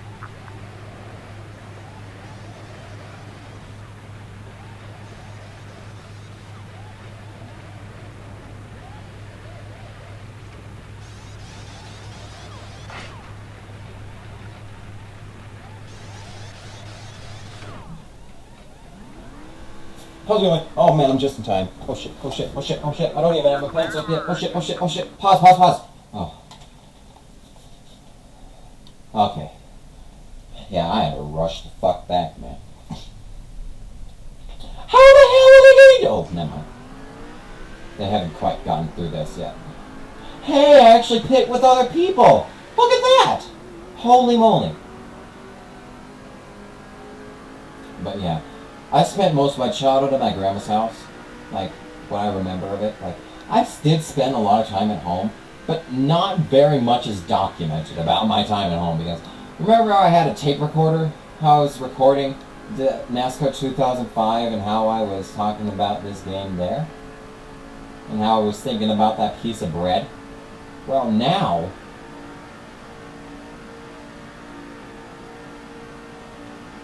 that tape recorder was really able to document my time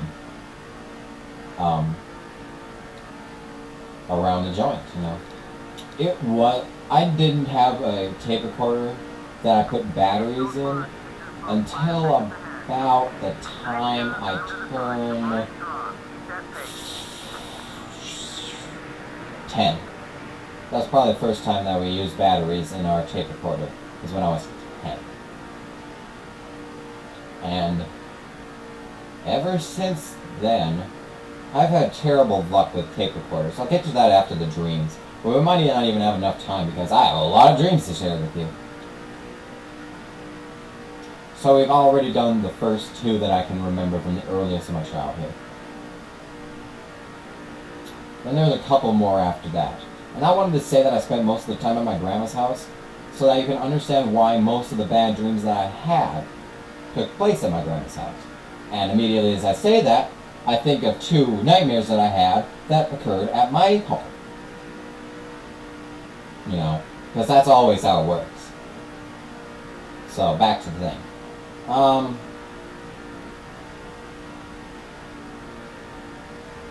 Let me think here. What order did this go in? I'm trying to go as chronologically as I possibly can. But it's kind of hard to. I think this next one happened first. I think. yeah, the two that happened at my house happened before the ones at Grandma's, because it wasn't until I started sleeping in my own bed that I really started going to Grandma's all the time.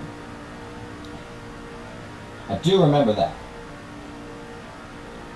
So let me get these two dreams out of the way before I forget them again. Okay, so the first one is basically me versus me. Only the versus part is me, normal old little kid me, versus fucking martial artist master me. Fucking Bruce Lee, okay? I was facing the Bruce Lee version of me. And I was able to uphold a fight with him for a while, but it was in my bedroom. We were locked in there. It was blue as shit. I mean, there were just shades of blue. There was no other color. It was black, then it went to light blue.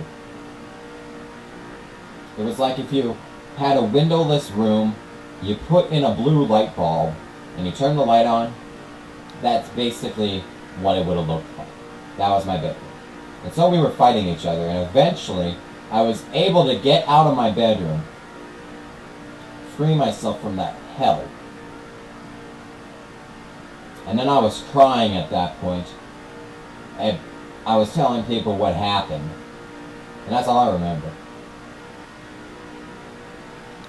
But it was fucking scary shit. But not quite as scary as this next dream. Have you ever had a dream that Garfield the cat has held you hostage in your kitchen? Have you ever had a dream that Garfield the cat held you hostage in your kitchen? Think about that for a second. Let me say it one more time and listen very carefully. Have you ever had a dream where Garfield the cat holds you captive in your kitchen? Tell me honestly, am I the only one? Because that dream was scary. That dream was fucking scary. I mean, like, I cried when I woke up from that one. Like, the one where I cried in the dream, I didn't cry out of the dream. The first two that I dreamed, those first two nightmares that I talked about, I didn't cry when I woke up. This one, this dream, Garfield holding me captive in the kitchen, I cried when I woke up from that. And that's all that I remember of it. That's all of the dream that I remember. I don't know how I got stuck in the kitchen with Garfield. Someone's in the kitchen with Garfield. Someone's in the kitchen, I know. Someone's in the kitchen with Garfield, tapping the asses of hoes. I'm sorry. I'm just fucking Weird Al and everything out these days. I have my whole life, but anyway. Like I said, I'm pretty sure I'm the only one that's ever doing that. And you're welcome that I had to be the one that sat through that anal cacophony for about 20 minutes. Like, that dream only lasted, what I think that dream itself only lasted about 20 minutes. Like, if you were to measure time in a dream, like, if you were to measure time inside of a dream, like, you've watched Inception, they're correct. Dreams do last longer on the inside, and time does slow down on the outside. Well, the length of the dream itself felt like it was 20 minutes. Like, not the time that I was sleeping. The time of the dream was about 20 minutes. And I was held captive by fucking Garfield in the kitchen.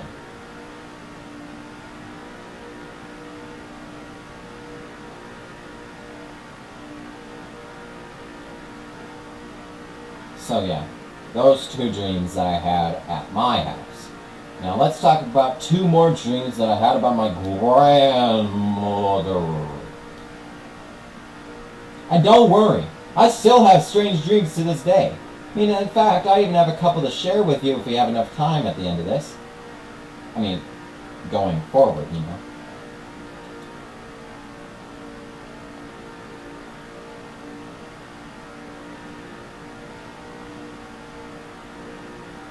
But, yeah. Oh shit, I'm gonna hit the wall.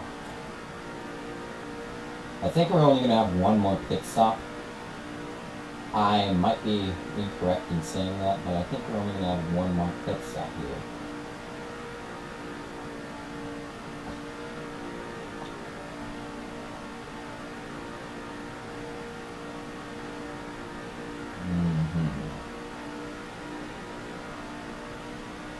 Alright, so there's two dreams that I remember.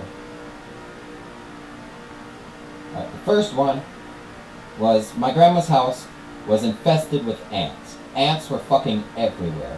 I mean, no matter where you looked, no matter where you hid, there were ants covering everything. And this dream really only lasted about 10 minutes inside of the dream. But it felt like that left its mark on me. That was a creepy dream. The only reason why is because at the very end of the dream, shivers. Oh, I'm thinking of it, shivers. Have you ever watched the movie The Thing? You know the scene where the monsters transform from that one guy's body? Spoiler alert. Well, before the head falls off, that's what I looked like. I became a giant ant that looked like the fucking Thing.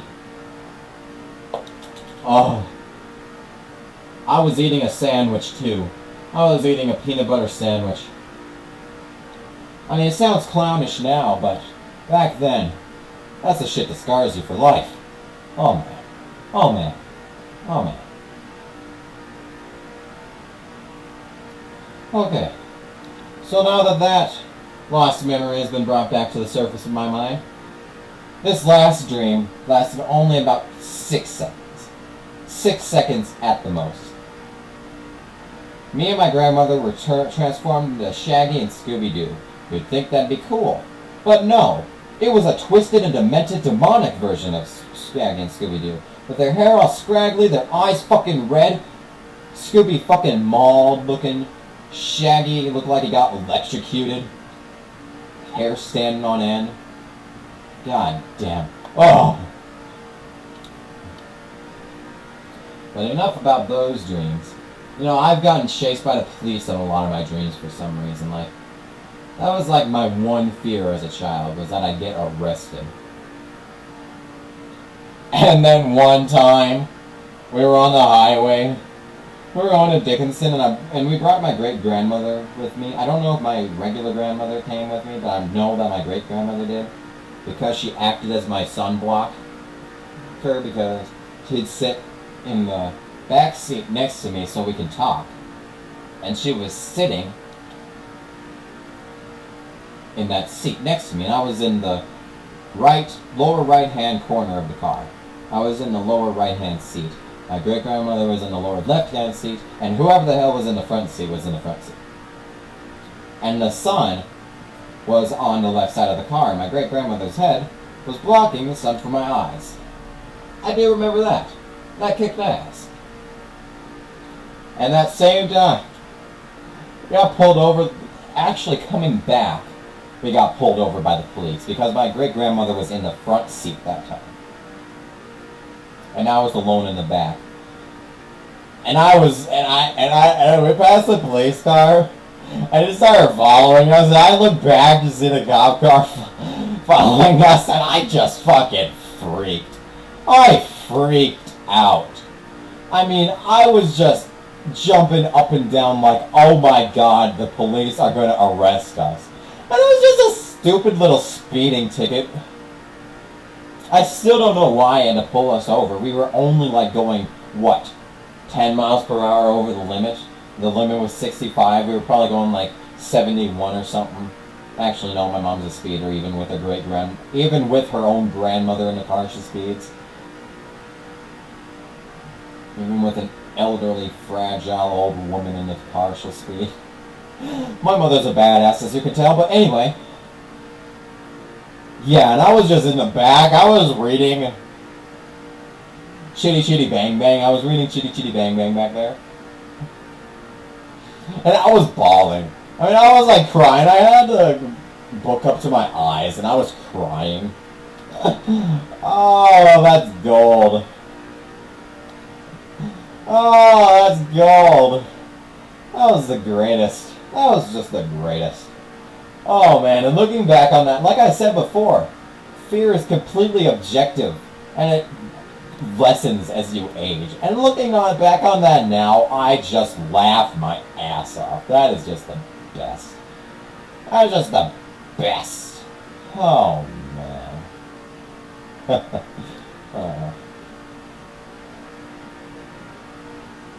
That makes everything worthwhile. Being able to laugh at your own altercations.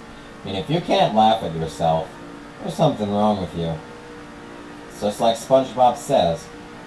We all need to laugh at ourselves once in a while. Oh wait, that was Sandy, wasn't it? No, that was SpongeBob.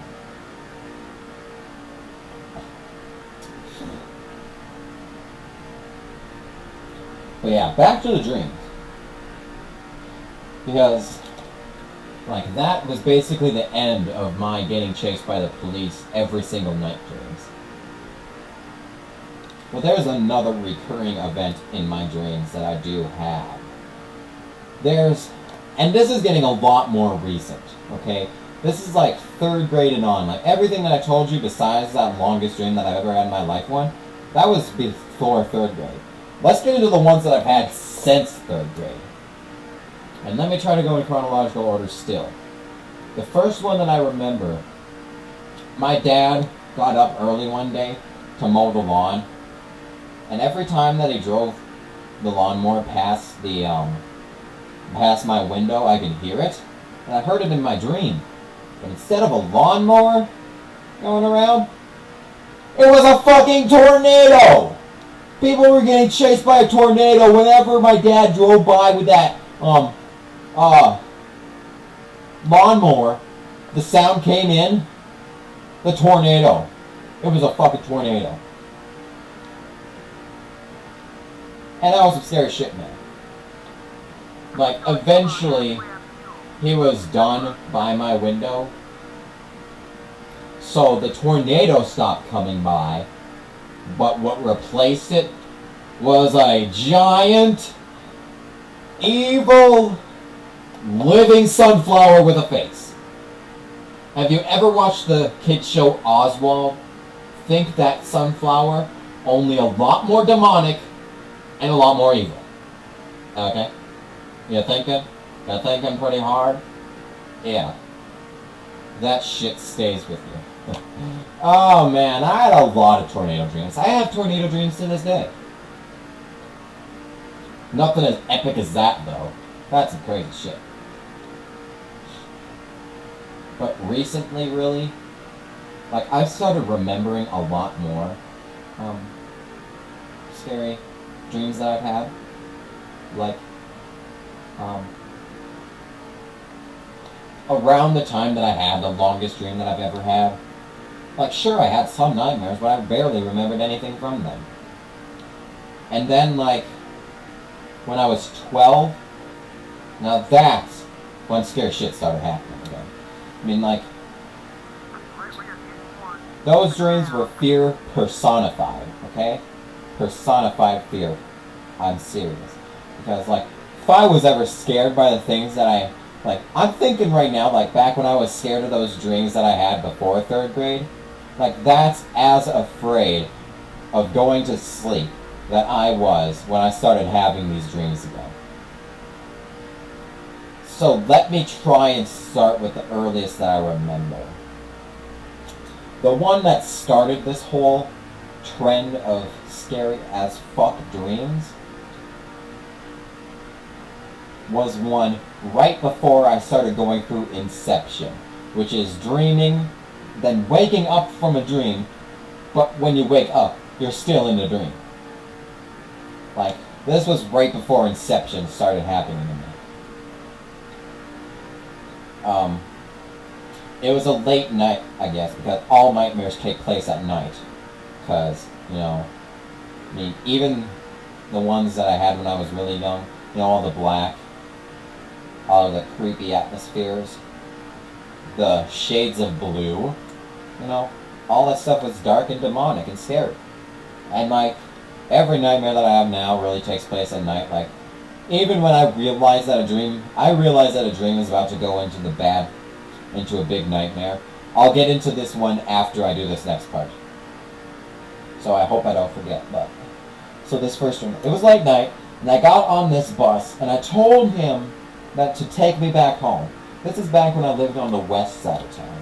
And he drove past the road to get on it, and I was like, hey man, you gotta turn back. And he was like, oh crap. And so he started driving off road, and he was on this bus, and he's driving a bus, you know.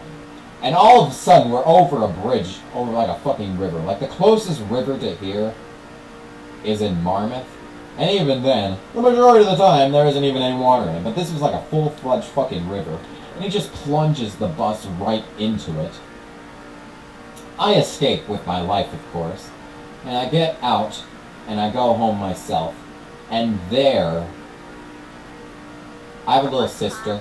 I don't count her as my sister because I fucking hate her. I have a little sister. Okay? Not my choice, by the way. She's 6 now. And when I had this dream, she was about 3. And she is just as demonic as I think of her now in a dream. So, like, my mother was the only sane one. Like, she was the only one in this entire dream that knew that we were dreaming. Like, I figured it out, and my mother figured it out. And my mother went down into the basement because her plan was to wake the version of me sleeping up. And in the dream. So like if I went to my actual bedroom and found myself sleeping in my bed, wake myself up, that would end the dream. So she goes down there, but I'm distracted by the stupid sister again. And that distracts me just long enough for me to lose sight of my mother in that basement. So I go down there, my mother's nowhere to be found.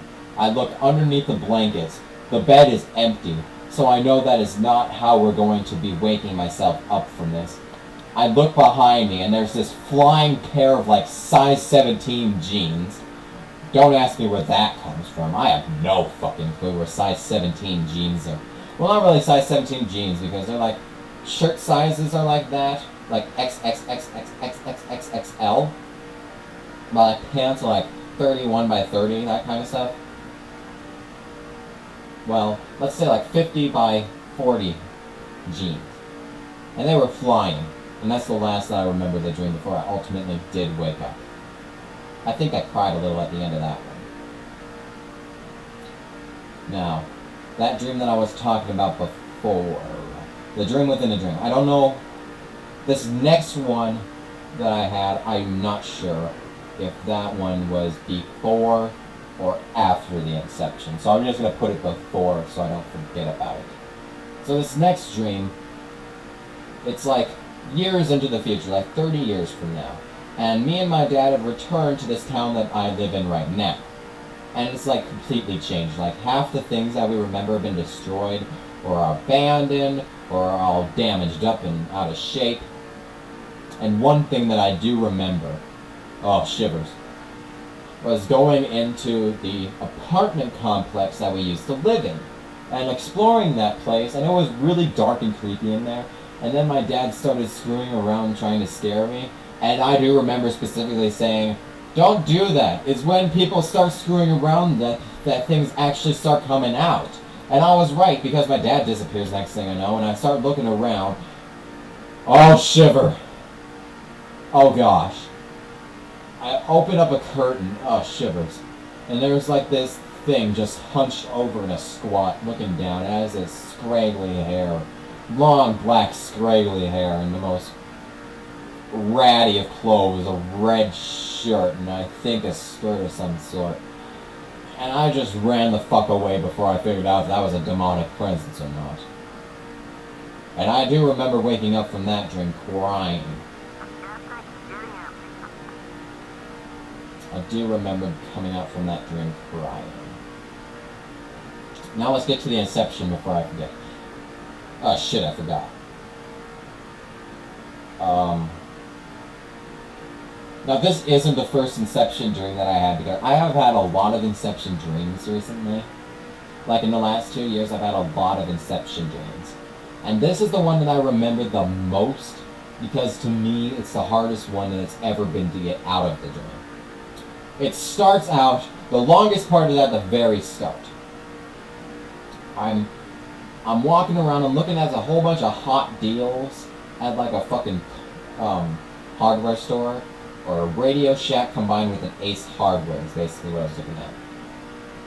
And then there was this weird guy who was trying to sell me like fucking DVDs that I already own.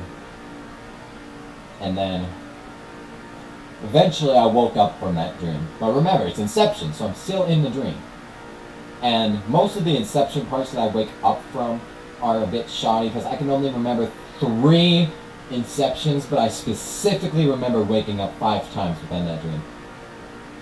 So like I woke up, something must have happened, and then I woke up again. And I'm like, oh wait, I remember one. Okay. Get out of here, Fly! Trying to tell a story! Okay, I remember one. I'm going to do this one before I forget. It probably happens after the one that I'm going to do after this one. But I'm going to do it before I forget again. So, basically, I wake up. It's pretty dark. It's like dim. It's like basically early morning. Like right as the sun's about to rise, but it doesn't rise at all. It just stops. And then that little bit of light's coming into my bedroom.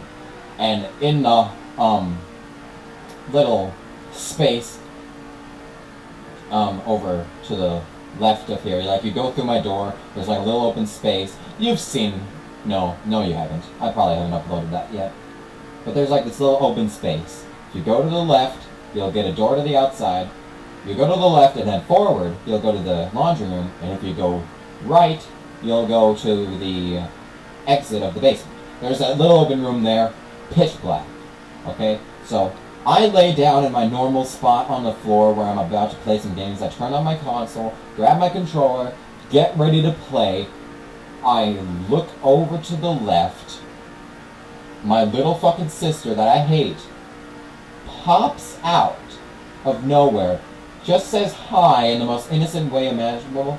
Like, that, like, in a way that wasn't even supposed to be intended for me to be scared, but it still scared the shit out of me, and I was shaking in the dream when I woke up again. Actually, yeah. Because then I woke up again, and then the last part of my dream comes into play. So then, let's go back before the one that I just explained. So before that one, I woke up from whatever it was that I woke up from the second time.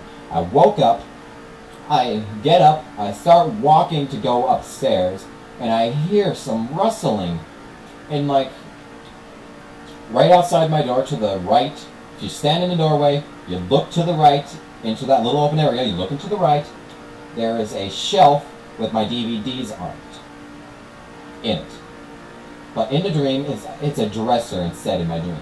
So I open up one of the drawers in the dresser, and there's like this little furry creature of some sort, like a mixture of a hedgehog, a porcupine, and a rat. Think of that for a while.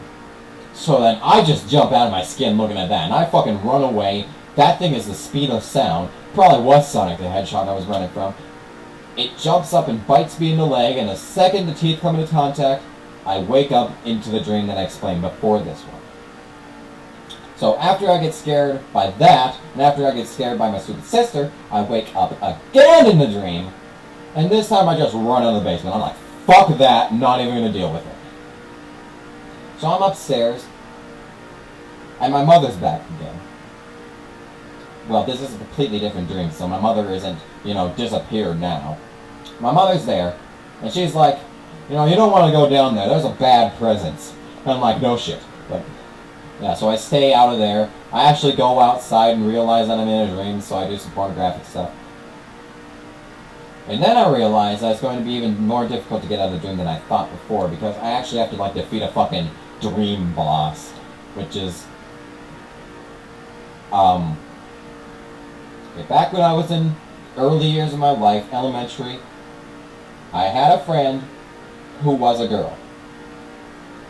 I'm pretty sure now that if my parents did not get married, I would have married that girl. Now. But since my parents did marry, and guess what? My not biological dad that married my biological mother is actually related in a cousin sort of way to the mother of that girl that I had as a friend in elementary school. That's some crazy shit, isn't it? Not to mention that, but my not biological dad's daughter, who is now my not biological sister, same thing basically. So basically, everybody that I love becomes a part of my family in not the way that I would have wanted. Oh crap. I should have gotten into the pits. I think I'm going to run out of gas here. Shit. I don't think I'm going to have enough time to tell this story at the end, because I'm going to keep talking about dreams from here on out, so I'm just going to tell you a story. I was playing Gran Turismo 5. I did the Sarthe 24 hours at Le Mans, and I wasn't paying enough attention. Like, there was about a half an hour left in the race, and I was so fucking tired. I was beat. I was just beat. Because I'd been playing all night long, and I wasn't paying attention, and I drove right past a pit stop on my scheduled time that I always go in. I did like every 7 or so laps or something, I don't know what it was, but I missed that. And I didn't realize that until I was halfway down the straightaway with the chicanes. I didn't realize that I'd forgotten until I was halfway down that straightaway. And I just knocked my headphones off my ears playing with a dirty sock. Think about that for a second. And I just dropped my controller. Let me grab that sock. There we go. So yeah, and then I had to turn my ass around. I went backwards on the track. Damn, pretty much hit everyone head on that I found. But yeah. No next pit stop needed. So, blue skies from here on out. Okay.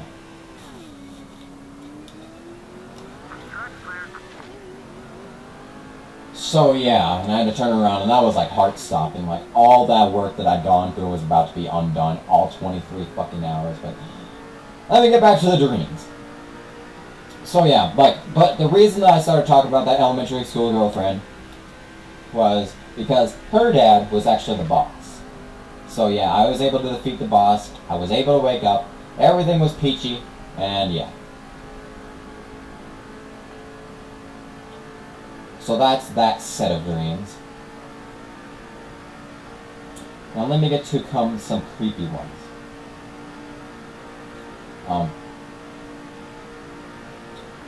In June of 2011, I became obsessed with Sonic the Hedgehog, namely Tails. I begged my mother to get me a stuffed toy. You know, this is a fucking 14-year-old begging his mother to get him a stuffed animal. So just think about that for a second. I begged my mother I eventually did get it. But eventually in a dream. Let me talk about another one that I have. I'm going out of chronological order because fuck you, that's why. And in that dream, okay, so in this dream, I had to package away that stuffed toy that I had in order to get out of the dream. In order to get out of the dream, I mean, I didn't even realize that I was in a dream, that when if I woke up, he'd be, you know, fucking laying in bed with me. My stuffed toy would be right there. I didn't realize that, so it was like a real-life scenario. Give up your fucking favorite thing. But yeah, so we eventually packed that away. My mother helped me to do it. So, my mother was done with that, you know, and then we were done. That was that. Everything stopped. And my mother was like, okay, I gotta go to the bathroom. So my mother went to the bathroom. I waited for a while. I eventually followed her off, and like, the bathroom that she always goes into is one attached to the bedroom, into the master bedroom. So I went to the master bedroom, I looked in there, and I saw a stuffed Tails, the exact same one that I had plotted away. And the second that I grabbed it, my head compressed. My fucking head compressed. Like, there was so much pressure going into my head, it was like there was a Like the great fucking colony was smashing my head in. And then, like, everything was bright and happy from then on. But remember what I was talking about when the night falls, I know when a bad dream is about to start? Whoosh! I look over and I see this, like, billboard that said 69,000 something. The only reason I remember this billboard is because of that 69, but there was like a mistake. I made a mistake, and that the dream had to be extended. And then night fell, and I was like, I don't want to leave home, but this dream will never end if I don't, so I opened up the front door, entered the night, and before I could take 10 fucking footsteps, a guy in a raggedy-ass pickup just pulls up, gets out, and starts following me, and I'm like, oh, for fuck's sake. So I start running away, and like, when he gets into 10 feet away from me, like, I never saw his face, but that's when the dream ended. Like, there must have been something before that. I know there was something before that. But I'm just not, that's the most significant part of the dream for me. And like a similar thing happened before, only it was a lot less wretched. Well, actually it was pretty creepy because we were at a hotel, and I have another dream that I just remembered from earlier than this, so fuck chronology. We'll just continue talking about dreams as they pop into my head. So this one that I remember, I had an obsession with Kenny from South Park at one point as well. And I had this toy bobblehead that I fucking took with me everywhere. And when I had this dream, I was gonna go on a walk with my mother. And we had left the hotel that we were in for whatever reason. We went halfway down the hall, heard a sound, I turned back, and there's my fucking bobblehead Kenny. Just standing there, just like, think you've forgotten something, bitch? Haven't you forgotten something, bitch? And I'm like, oh, look what I forgot. It was like the creepiest shit ever. So then I catch back up with my mother after I grab that Kenny, and she is walking with a stroller. And I fucking go to set down that Kenny, and I look in the cup holder of the stroller, and there's another one sitting there. I don't know why that freaked me out, but it did. And there was another one all raggedy sitting there. It scared the shit out of me, and I started running away. And for whatever reason, my mom was driving the van now. But we used to own a van before we became cool again. And she was driving the van, and I was running after her. My teeth started falling out. And I was like, fuck me. So much shit going down. But that's the most exciting part of that dream.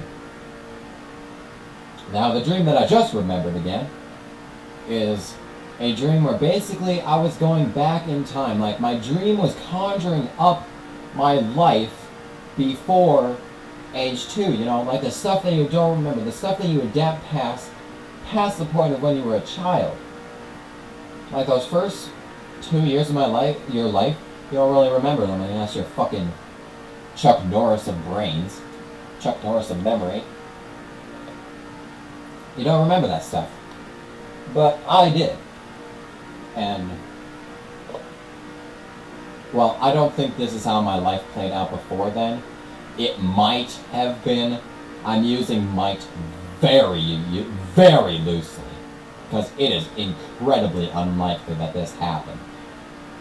But the only reason that I even think about this dream anymore, instead of just being like a crazy little thing that happened to me, a crazy dream that I had once, the only reason it's so significant is because the way that my mother was shown was the way that my mother looked when I was like young, like the oldest that I can remember of my mother, like back when I was like 3, the oldest that I can remember.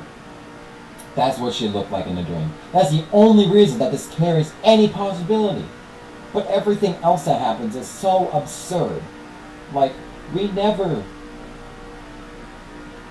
Well, actually, when I was young, we lived in Minot, North Dakota. Then we moved here, and we lived in this apartment complex next to the highway. Then we moved in the apartment across from my grandma's house. From my grandma's apartment. Across from my grandma's apartment. So yeah, that's how that worked. And I don't know anything about that apartment that I lived in before we moved to the apartments with my grandma. or the house in Minot. So I could very well be mistaken when I say there was absolutely no way that what happened in that dream was what really happened when I was younger. Because the strangest part is that we went to the Walmart, the old Walmart. Like, they built a new Walmart where we shop at Walmart most of the time. They built a new one. But the one that I had in my dream was the one from when I was younger. Was the one that I remember when I was really young, like 4. We went to Dickinson and get some shit at Walmart. You know, that's the Walmart that they have. I mean, it was fucking weird. And the only reason that I think this could have really been my memory coming back from that age is because of how my mother looked. Like, nothing else except for that Walmart incident seems even similar to what would have happened when I was younger. Like, my grandma doesn't make a single appearance. Not once does my grandma arrive in that dream. But then again, it was before that time that I did start going to my grandma's all the time. So you never know. But look at this, 7 laps to go.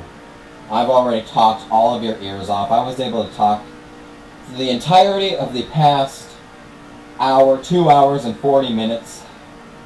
I've been able to talk up a storm. How long has it been? Let me get out the turn. It's been 2 hours, 31 minutes, and 48 seconds. And I've been able to continuously talk. And talk. I only had to use the bathroom once, too. That's pretty impressive.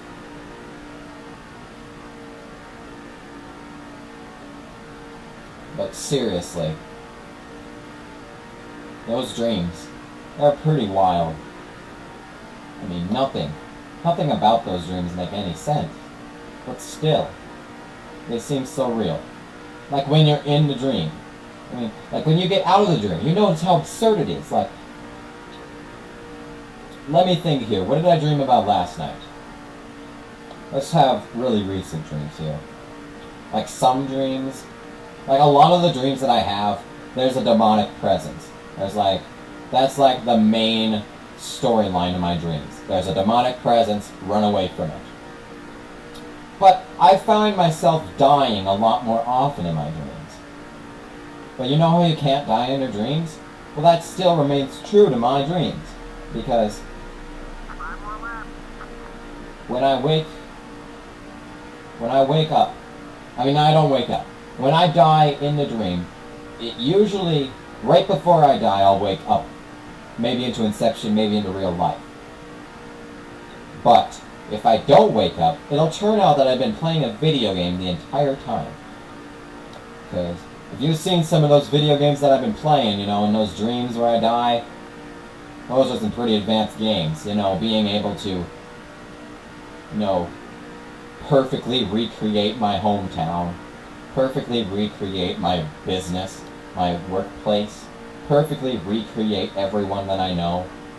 There's one last dream that I want to put forth, because this dream has assisted me a lot for what it did. The dream that I had is that I came home one day to see that my bedroom had been ransacked. The entire place had been torn apart. Things were flung everywhere. The carpet was torn out. Some of the things that I had, like my bed was turned over.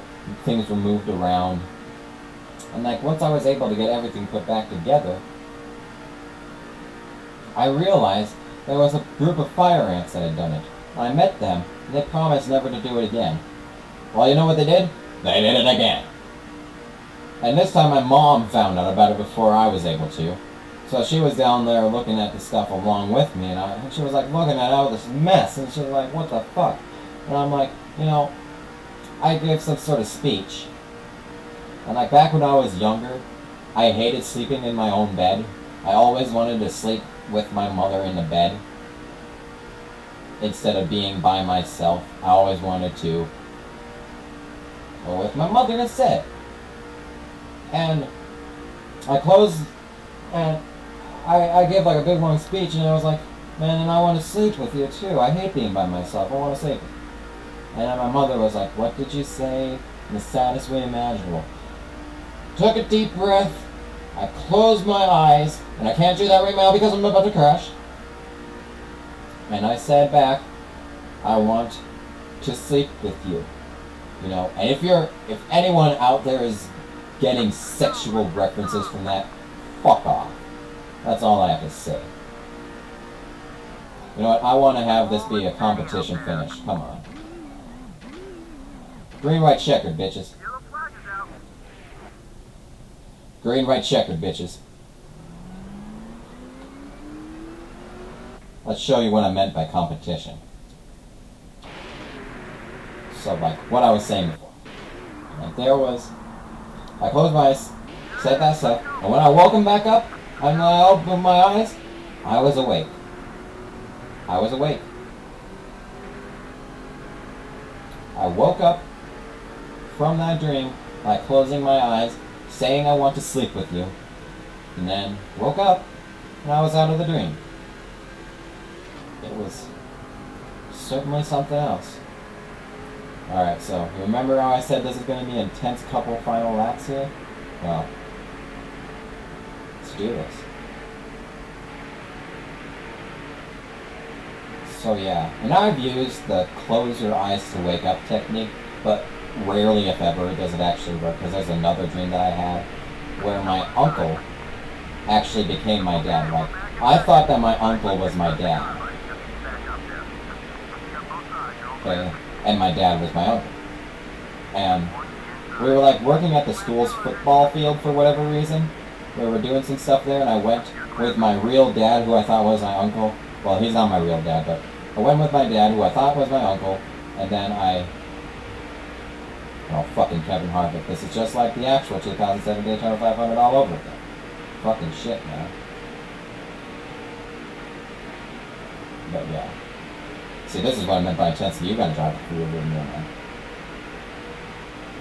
Outside, going outside. This is exactly what I meant by intensity. Can't give an inch to anyone.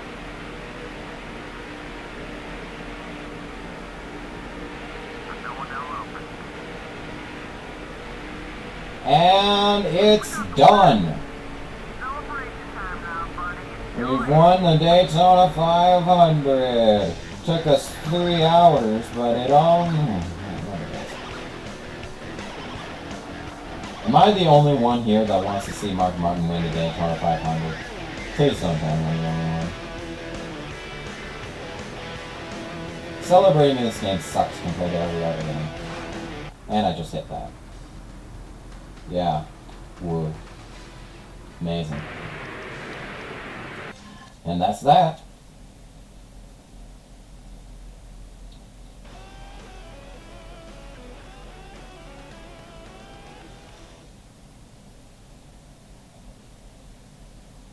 And there you have it, folks. That's the Daytona 500. That was NASCAR 2008. And that was my goddamn life story. I'm sorry that I had to bore you with all of my details about everything. And I'm sure you want to know what I was talking about with that dream about my uncle.